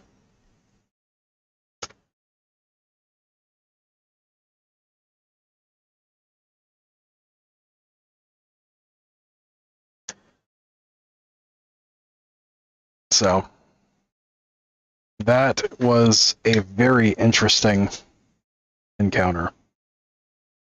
Before anyone thinks that that was, in a blue state, that happened in Texas, which at the time was firmly a red state. So explain that one to me.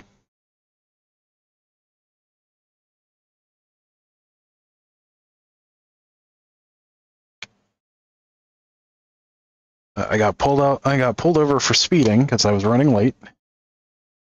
And then they used the fact that I had my gun in the passenger seat. It's probable cause to search my vehicle. And they detained me when they found scales and indicator solution.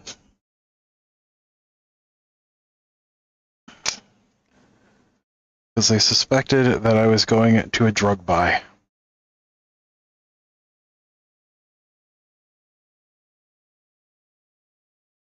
That was a whole thing. Oh, and I also had a suspicious amount of cash with me. Like, that's probably a detail that I should have shared. I had a very large amount of cash with me. But, I was expecting to go buy a whole bunch of OG duels and some power and a few other things. So, why would I not have a bunch of cash? That's the thing. You can't exactly just roll into the bank and pull out a couple $100,000. But those days are long gone. That's been a long time. It's not really something that I do anymore.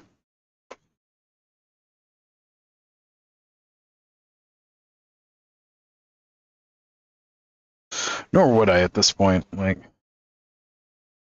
walking around with that much cash is not a good idea.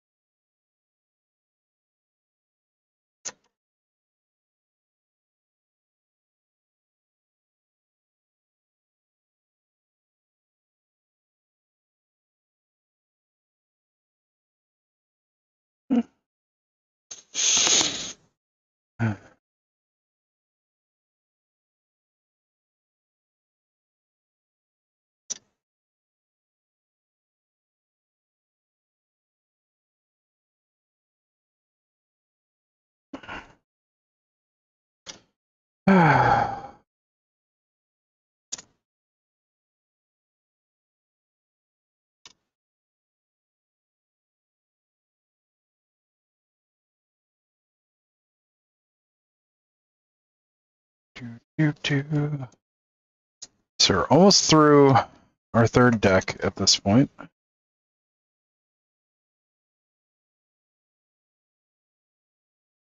We might actually get through all 5 today. That would be kind of cool.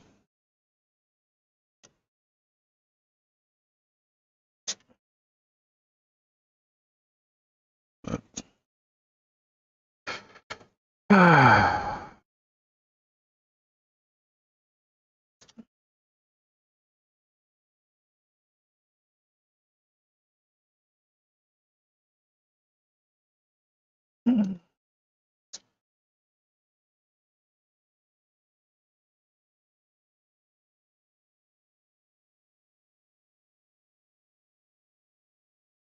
do. Hey, it's deck number 3 done. All right, we've been going for 2 hours. We're going to take a quick 10-ish minute break, and then we'll get back and start on deck number 4. So we will be right back.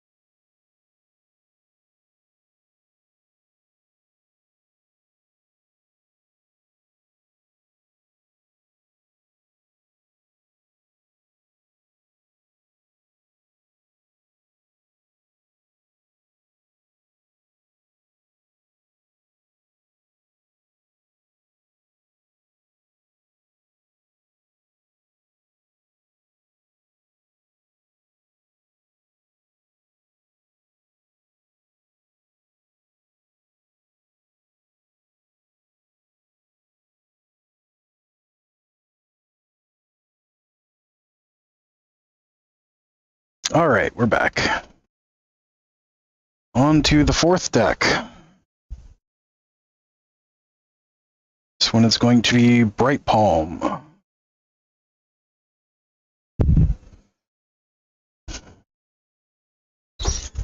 Okay. Before we get too much deeper, I'm going to have to grab more sleeves. So let's go ahead and do that.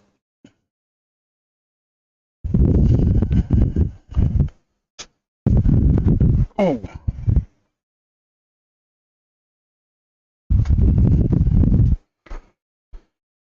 Oh. Oh. Uh-oh.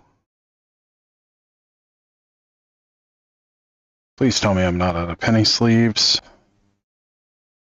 That would just be a tragedy.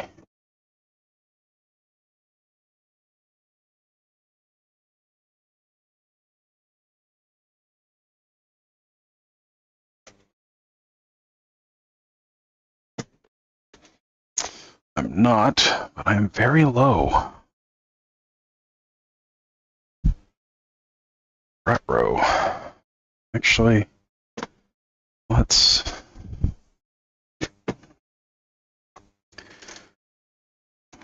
That's the last 4 packs in that box. Let's go and double check. I still have reserves. Because I don't think I've burned through 10,000 penny sleeves.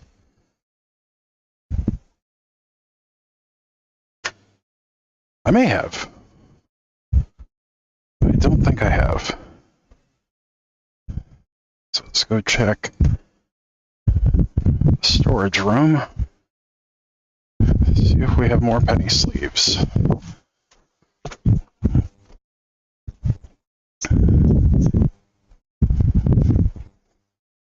Okay. We have not burned through 10,000 penny sleeves. We have another 5,000. Okay. That's good.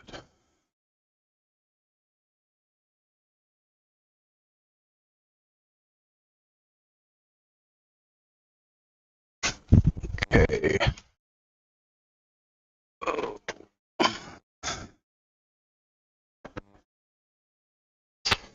But it does mean that I'm going to have to place an order for them again soon.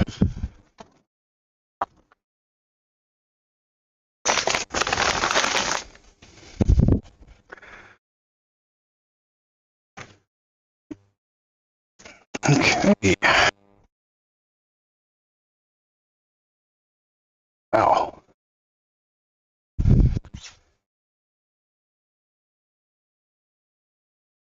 I really need to do some reorganization in this room.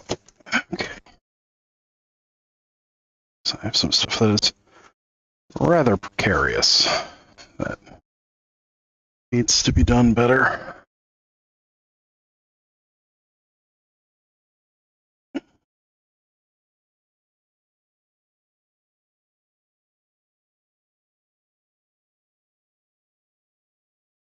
Yeah.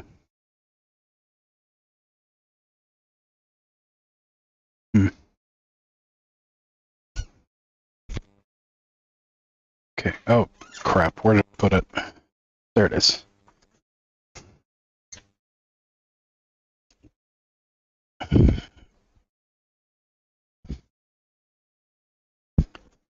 All right.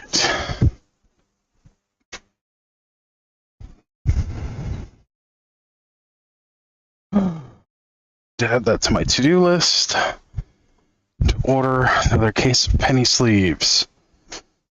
Because we're down to half of a case.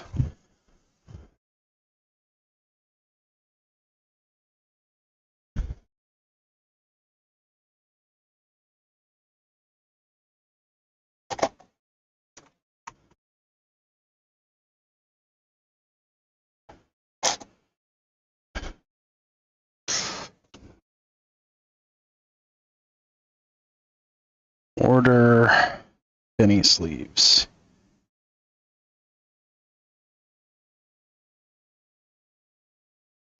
Cool. Cool, cool, cool. Ooh.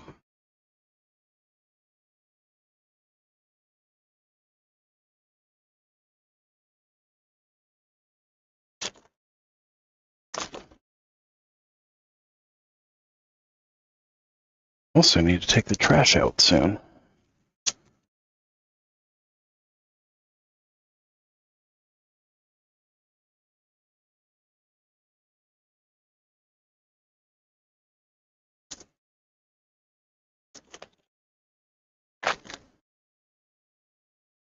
Let's see, I feel like I should have another case in backstock. Because I ordered 2 cases last time. It normally takes me a couple of months to go through a case. We had that many releases? Oh, yeah, we have. Jeez.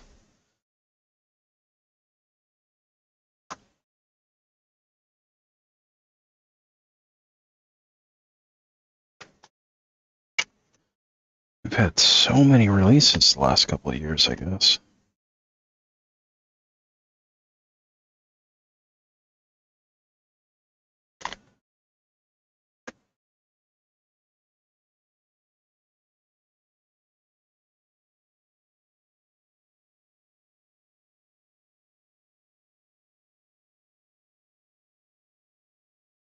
Just doesn't seem like it.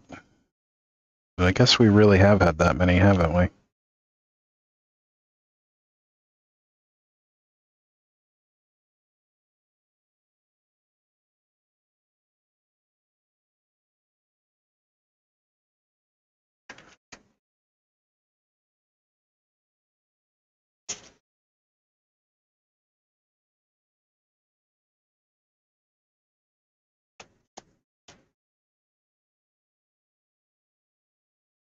Hmm.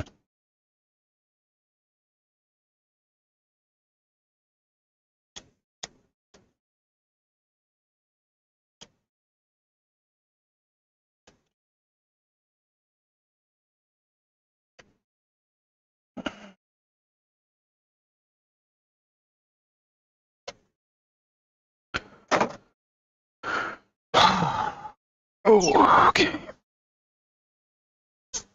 Oh, we need another box, too.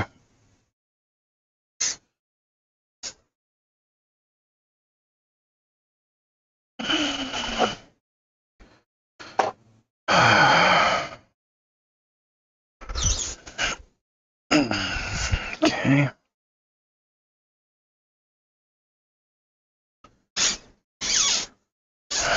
All right. We got stuff going on. We can start sleeving stuff up.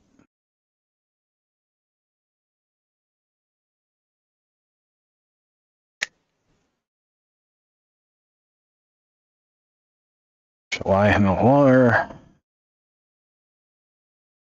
As many people have said, combos with ham sandwich.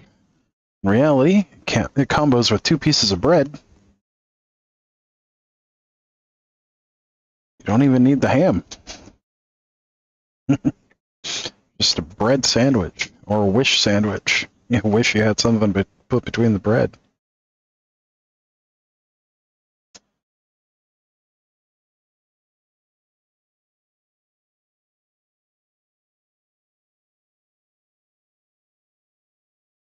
Remember making quite a few of those as a kid.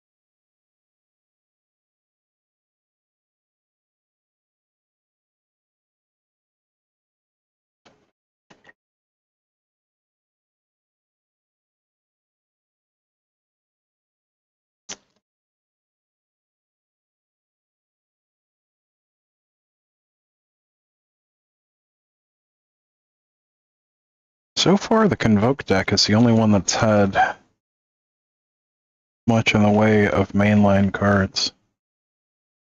Interesting.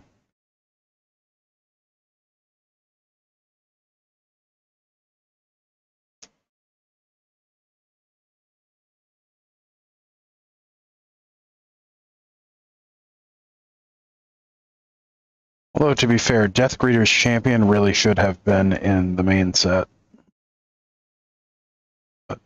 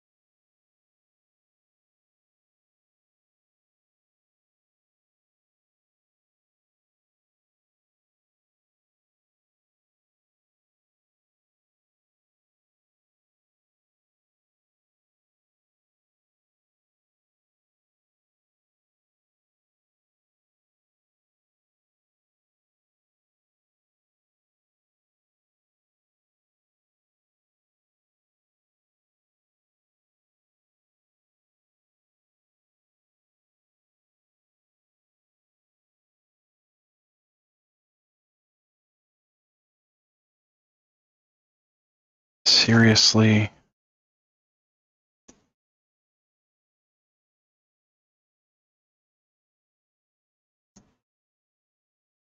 Come on. Why you gotta do me like that?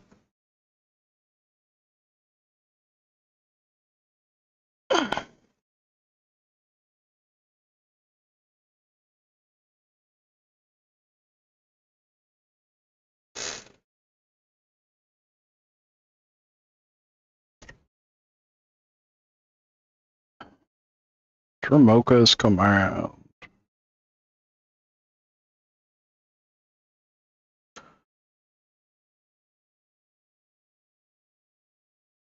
Probably the second best of the commands from that cycle.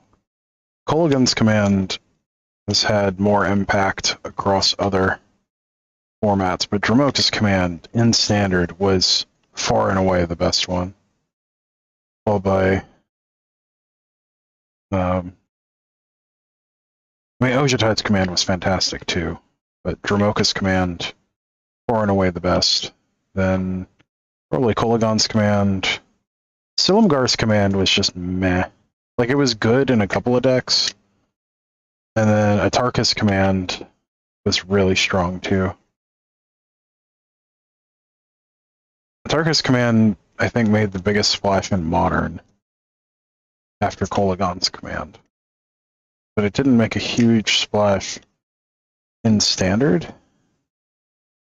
Tremoka's command and Ojutai's command were much more heavily played in Standard. Silumgar's command was the worst of the five, though.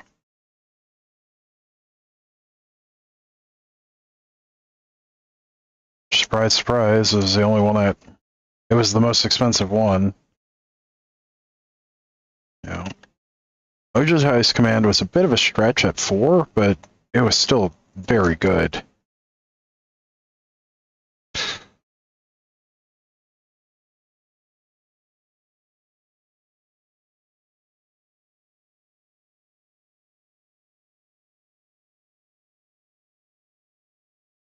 That's another pack down.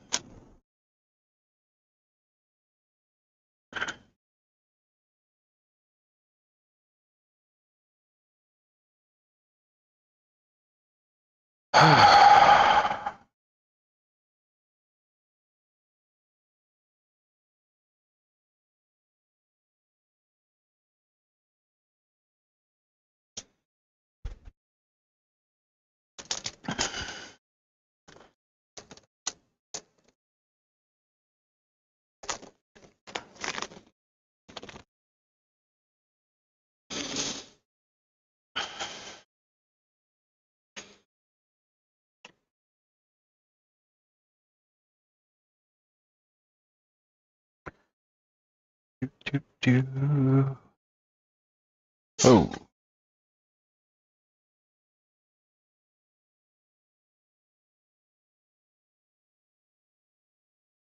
Yep, didn't miss anything.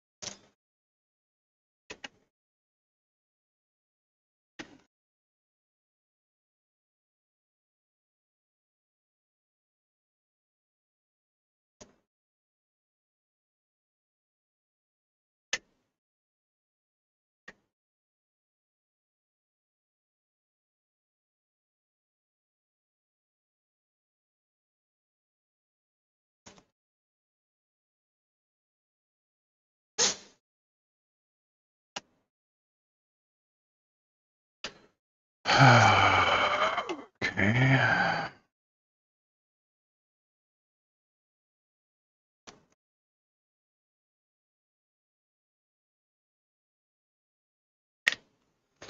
I can't say I like the art on the new Krenko. I like the old art better.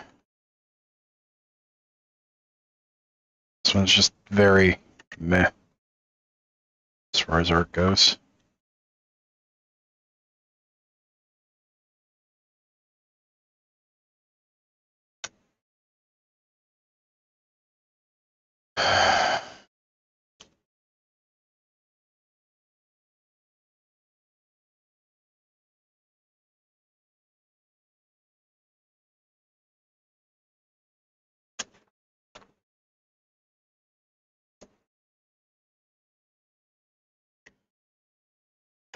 Although the new art for Restoration Angel is pretty alright.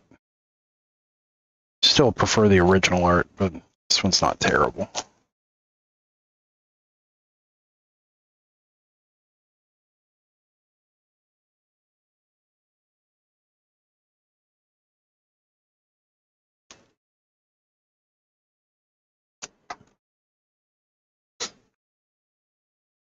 Okay.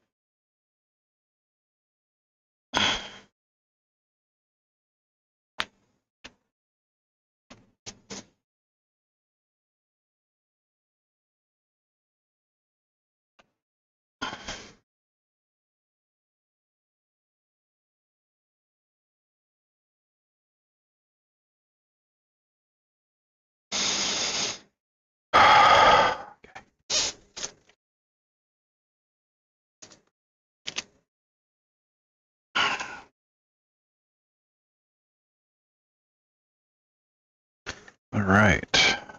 Once we get this set done, gotta take a stretch break. We'll do the fourth and final.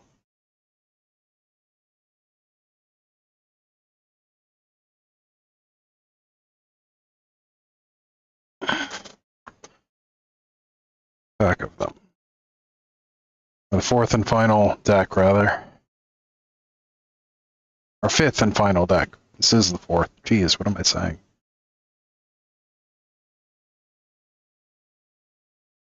Ooh.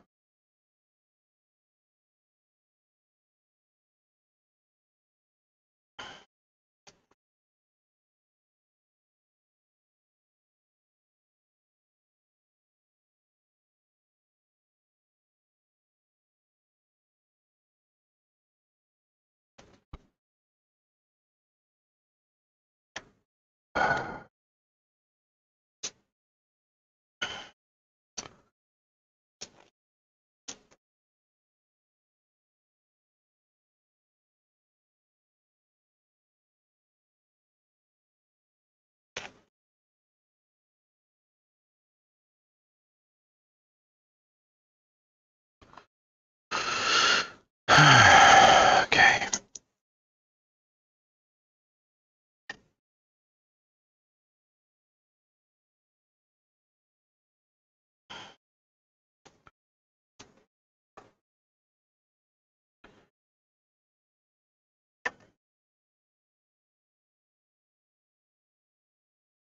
Oof.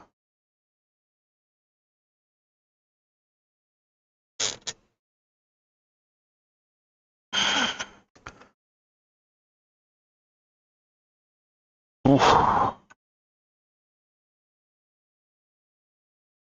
Nice. All right. So now we're going to take a stretch break. It's not good to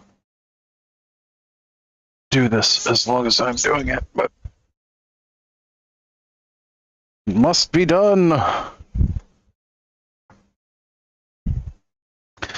Didn't think we'd start, or not start, but didn't think we'd get through all these today, but we're doing it, damn it. Oh, ankles are like popcorn.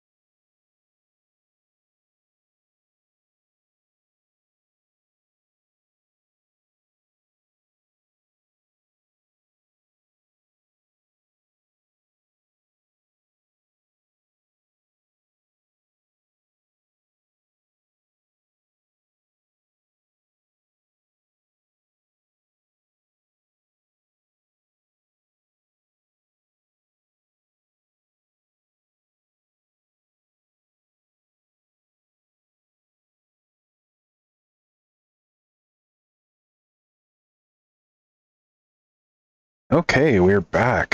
Now for the final run.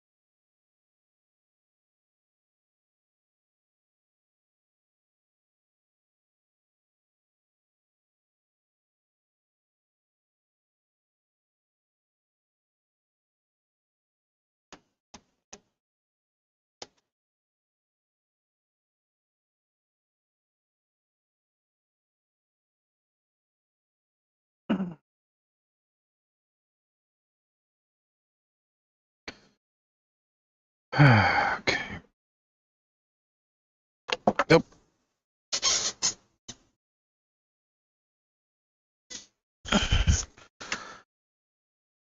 Okay.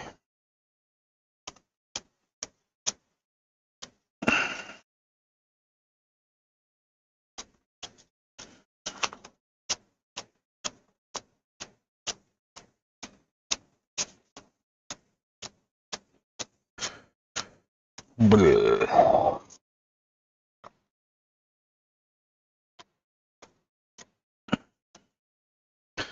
I do think it's kind of funny that they put Adeline in here.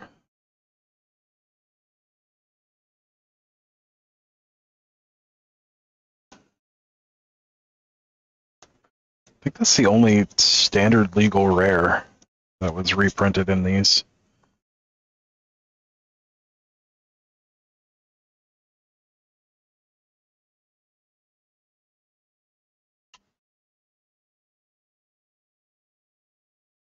Ooh.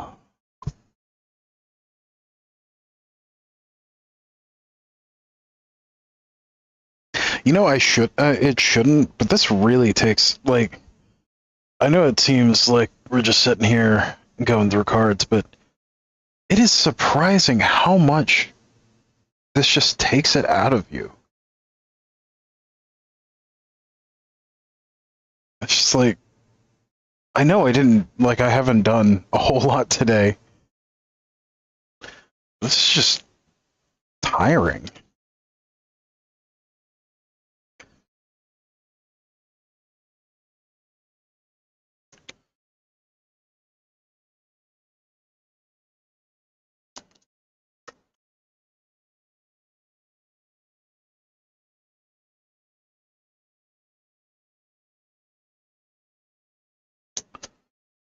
Which, I mean, it really shouldn't be that bad, but it's just it makes you sleepy.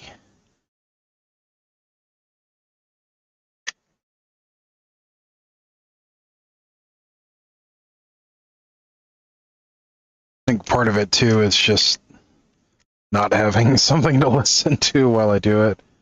Not having a whole lot of interaction. Yeah, it does. It takes time and effort. It's just like try not to fall asleep while you're doing it. It's because it's like, it's kind of tedious, and it takes a long time. And anything that is both tedious and takes a long time, it's just tiring.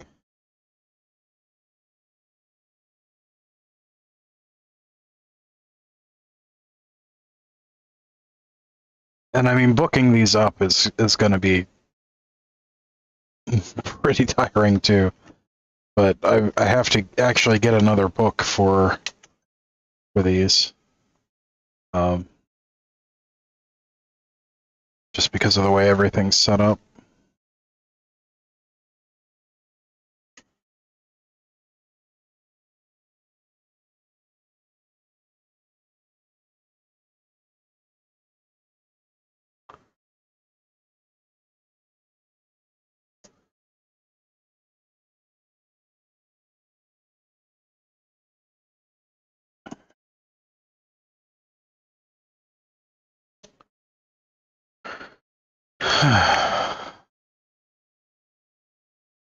Oh, I just got an alert. I'm gonna have to check that. I am expecting a message from a recruiter today.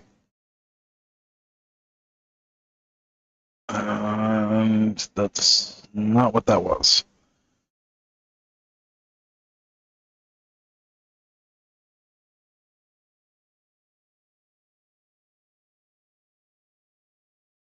I do think it's kind of nice that they put most of the thriving cycle in these. They didn't put the whole thing. They just did 3 of the cards, and they're all in just this deck. But it's kind of nice that it's in there, because it means that I don't have to pick up more Jumpstart to get them.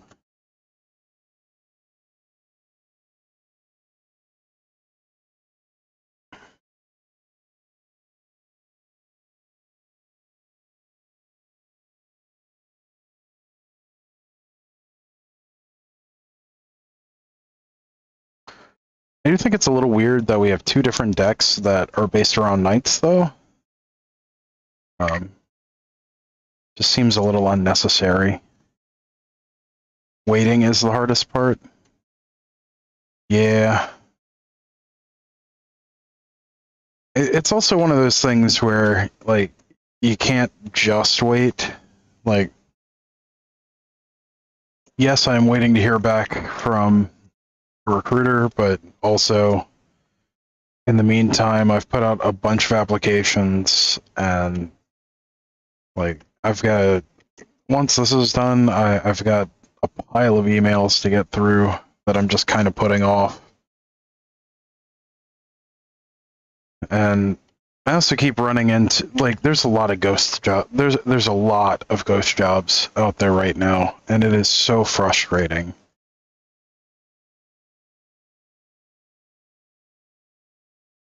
Well, I mean, it's Commander stuff, so knights are just popular in Commander. There's a lot of tribes that are super popular in Commander. And knights is one of the really popular ones in Esper and in Orzhov. So, and it gave them an excuse to print 4 different commanders that work for knights.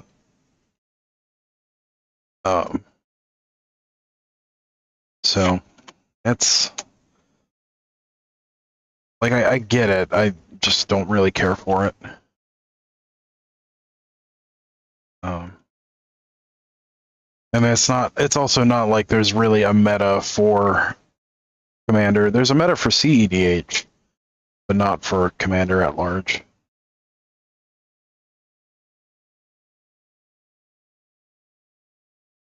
But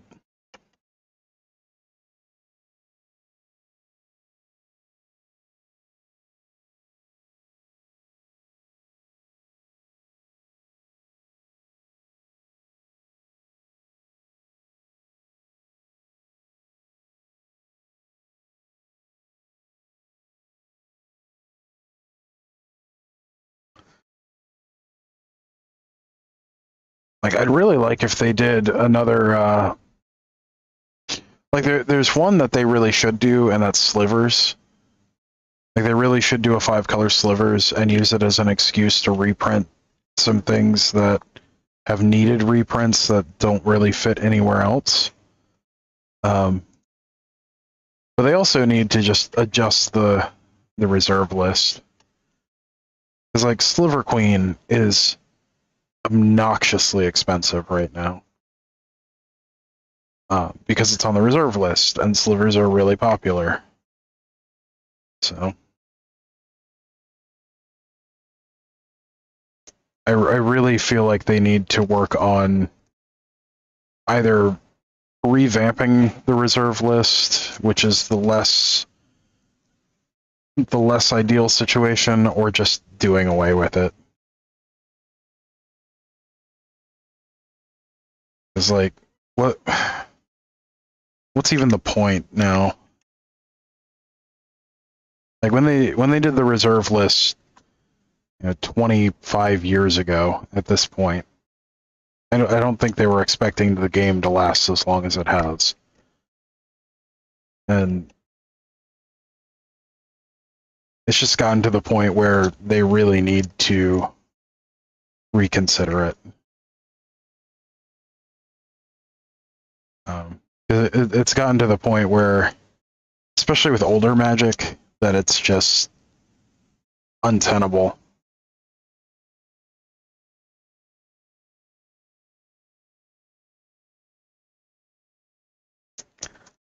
Like, there are formats that are effectively unplayable in paper now because most of the decks cost more than an average person's yearly salary.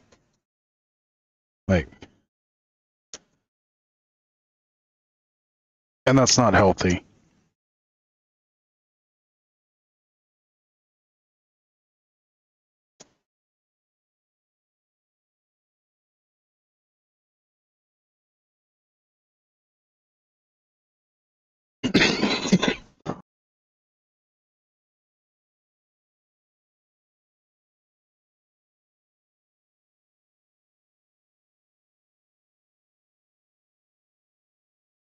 So, I don't know.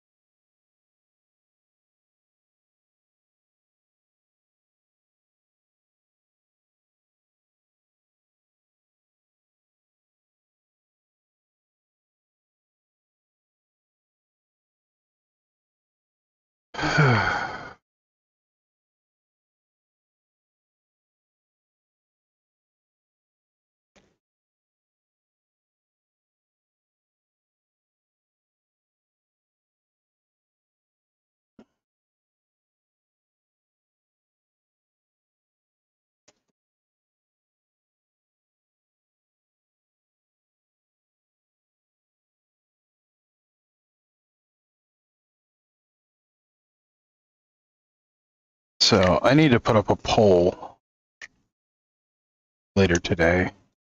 If you wouldn't mind reminding me, I need to put up a poll for the next series of boxes that I open. Because I've got a few options, and I don't know what I want to do. So, like, I've got Throne of Eldraine that I could do, or there's War of the Spark, or Got Adventures in the Forgotten Realms and Strixhaven, Ikoria, and all that. So I want to do something interesting, but I don't have any strong leanings one way or the other. I'm probably not going to be opening Aftermath on the channel. From what I've seen, it doesn't look terribly interesting as far as, stuff to open. So I'm probably going to skip it. And I don't know if I'm going to have an opportunity to open, a poll of what to open next.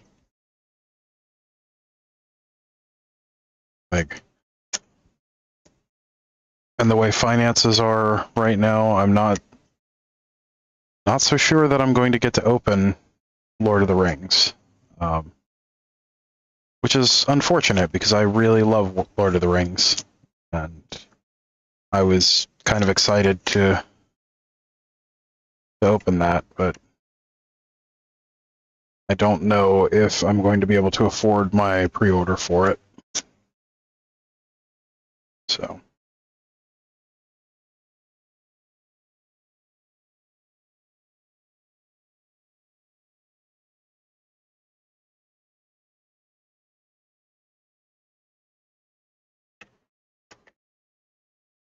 So yeah, I'm thinking we've got Double Masters 2022,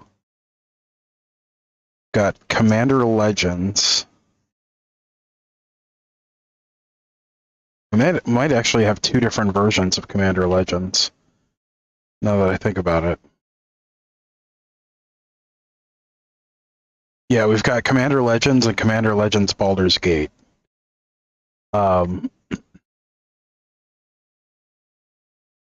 And then a bunch of standard sets. It's like 20 standard sets that I still need to open.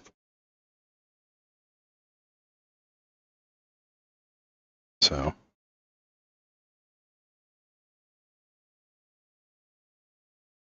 A few different options.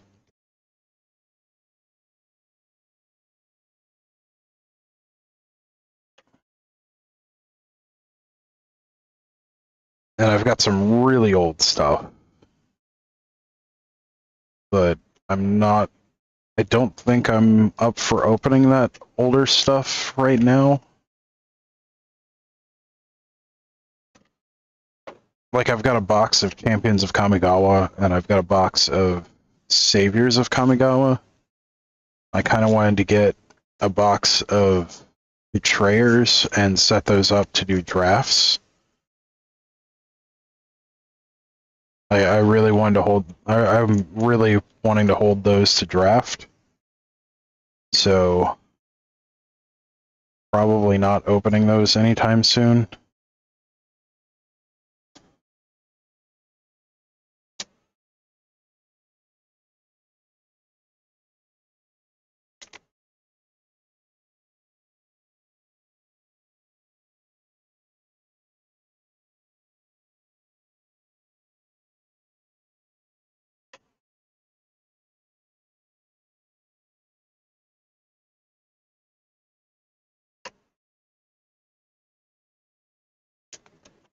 So,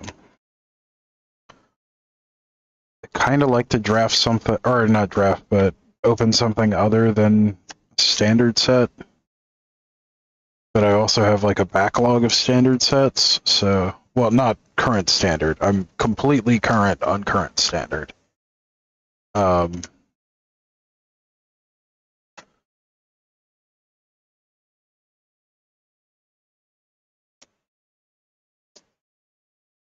But like,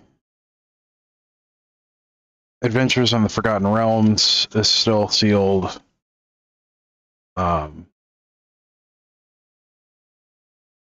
Actually, everything between M19 and Adventures in the Forgotten Realms is still sealed. We got every set between those still sealed. And then I've got like some onesie twosie kind of things. Like I've got I've got a couple of older deck builders kits.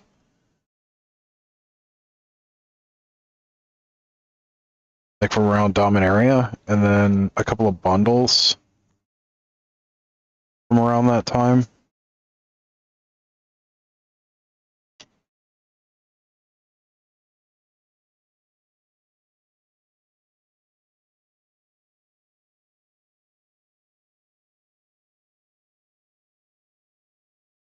So I'm not sure.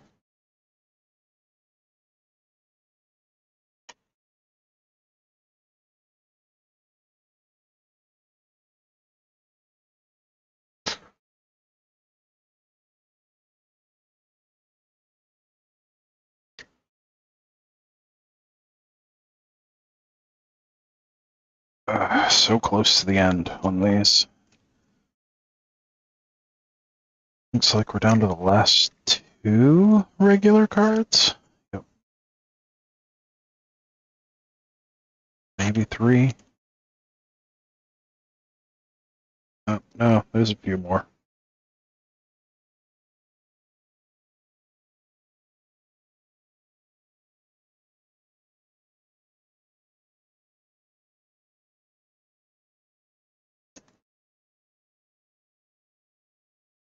That's the last one. Zerek Strobe Knight.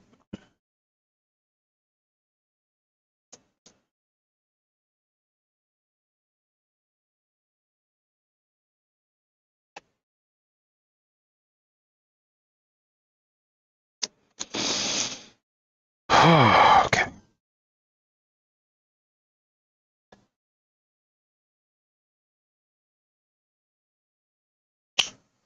All right. Now we're down to just tokens. This is going to be done.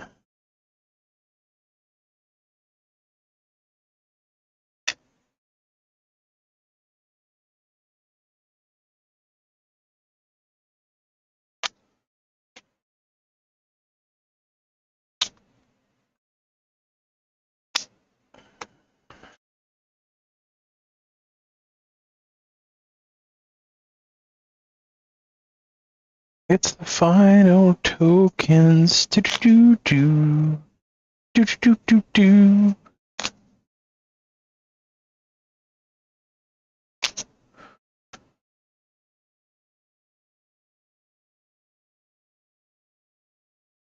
All right.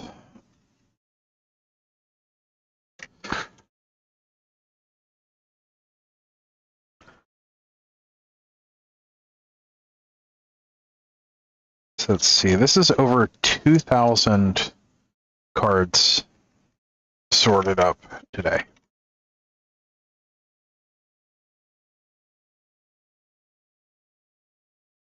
Wait, what? I get an extra night token? I think I got an extra night token. Oh, no, I just only picked up 3. And one of them. That's funny. Vampire Knight. Also known as a Night Knight. It's a Knight of the Night.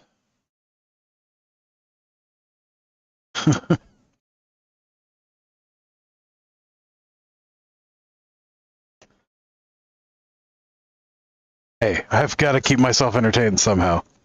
I'm in a quiet room by myself. Thank you so much for staying with me in chat.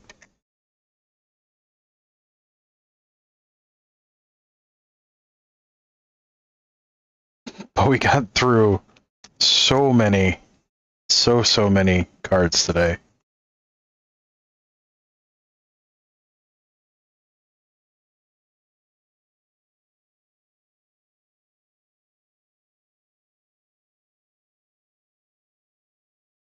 Got through 20 commander decks and sleeving them up, or batching them up rather.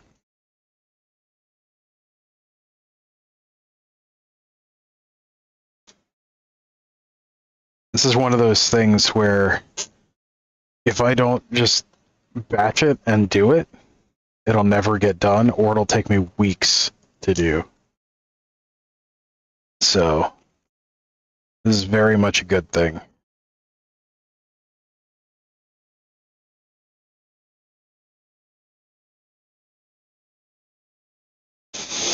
And that's it.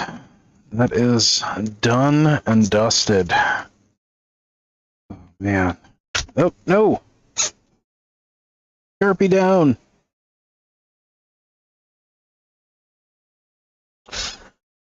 Ah, sweet. So that is done. These can go back in the box. These can go in the box.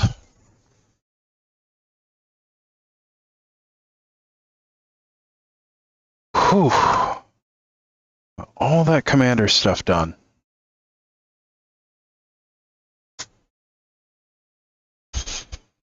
And hopefully all of that will fit back in the box. It should. Should just fit, but...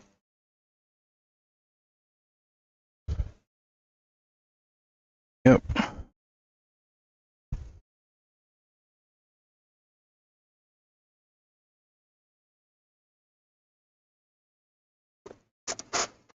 Alright. That's not all gonna fit. Yet.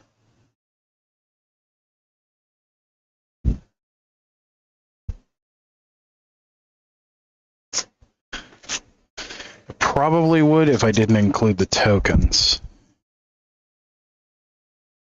When I look at it.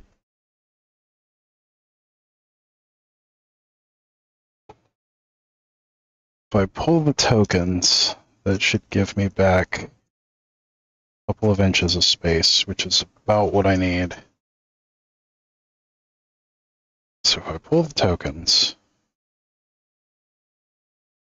which luckily are a different color on the tops because of how they're printed.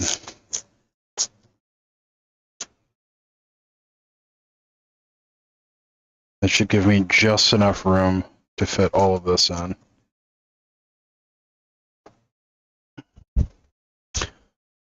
Oh, it fell forward.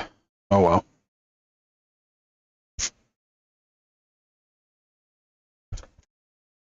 No, that's definitely not all the tokens, though.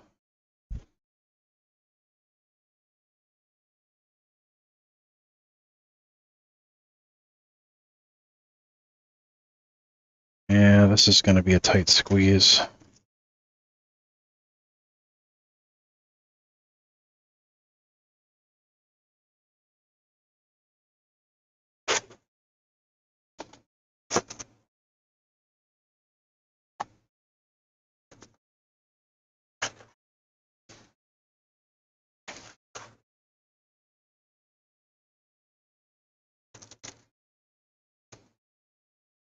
But, yeah, if we don't put in the tokens, we can definitely get it all. Oh, that's where the other set of tokens is. Yeah.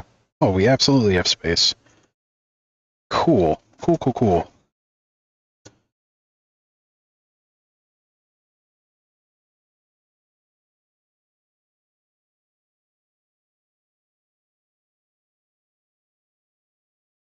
Nice.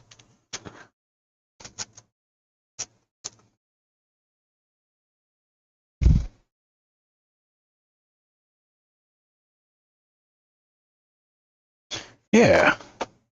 Then we can get those in binders. Oh, be totally out of the way. Very cool.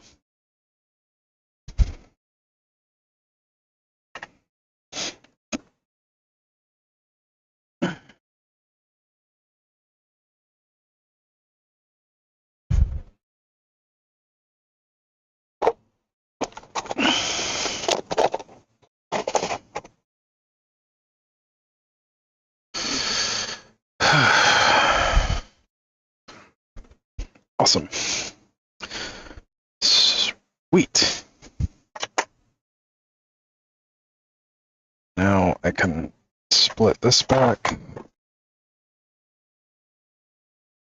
This.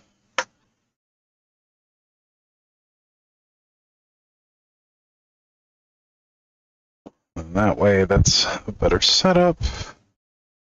Nice. March of the Machine Commander is done. Very nice.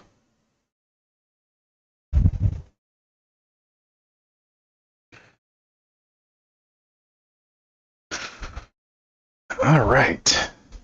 Well, all done sleeving. I'm gonna have to find the correct books for it and do those. But that is a problem for future Pete.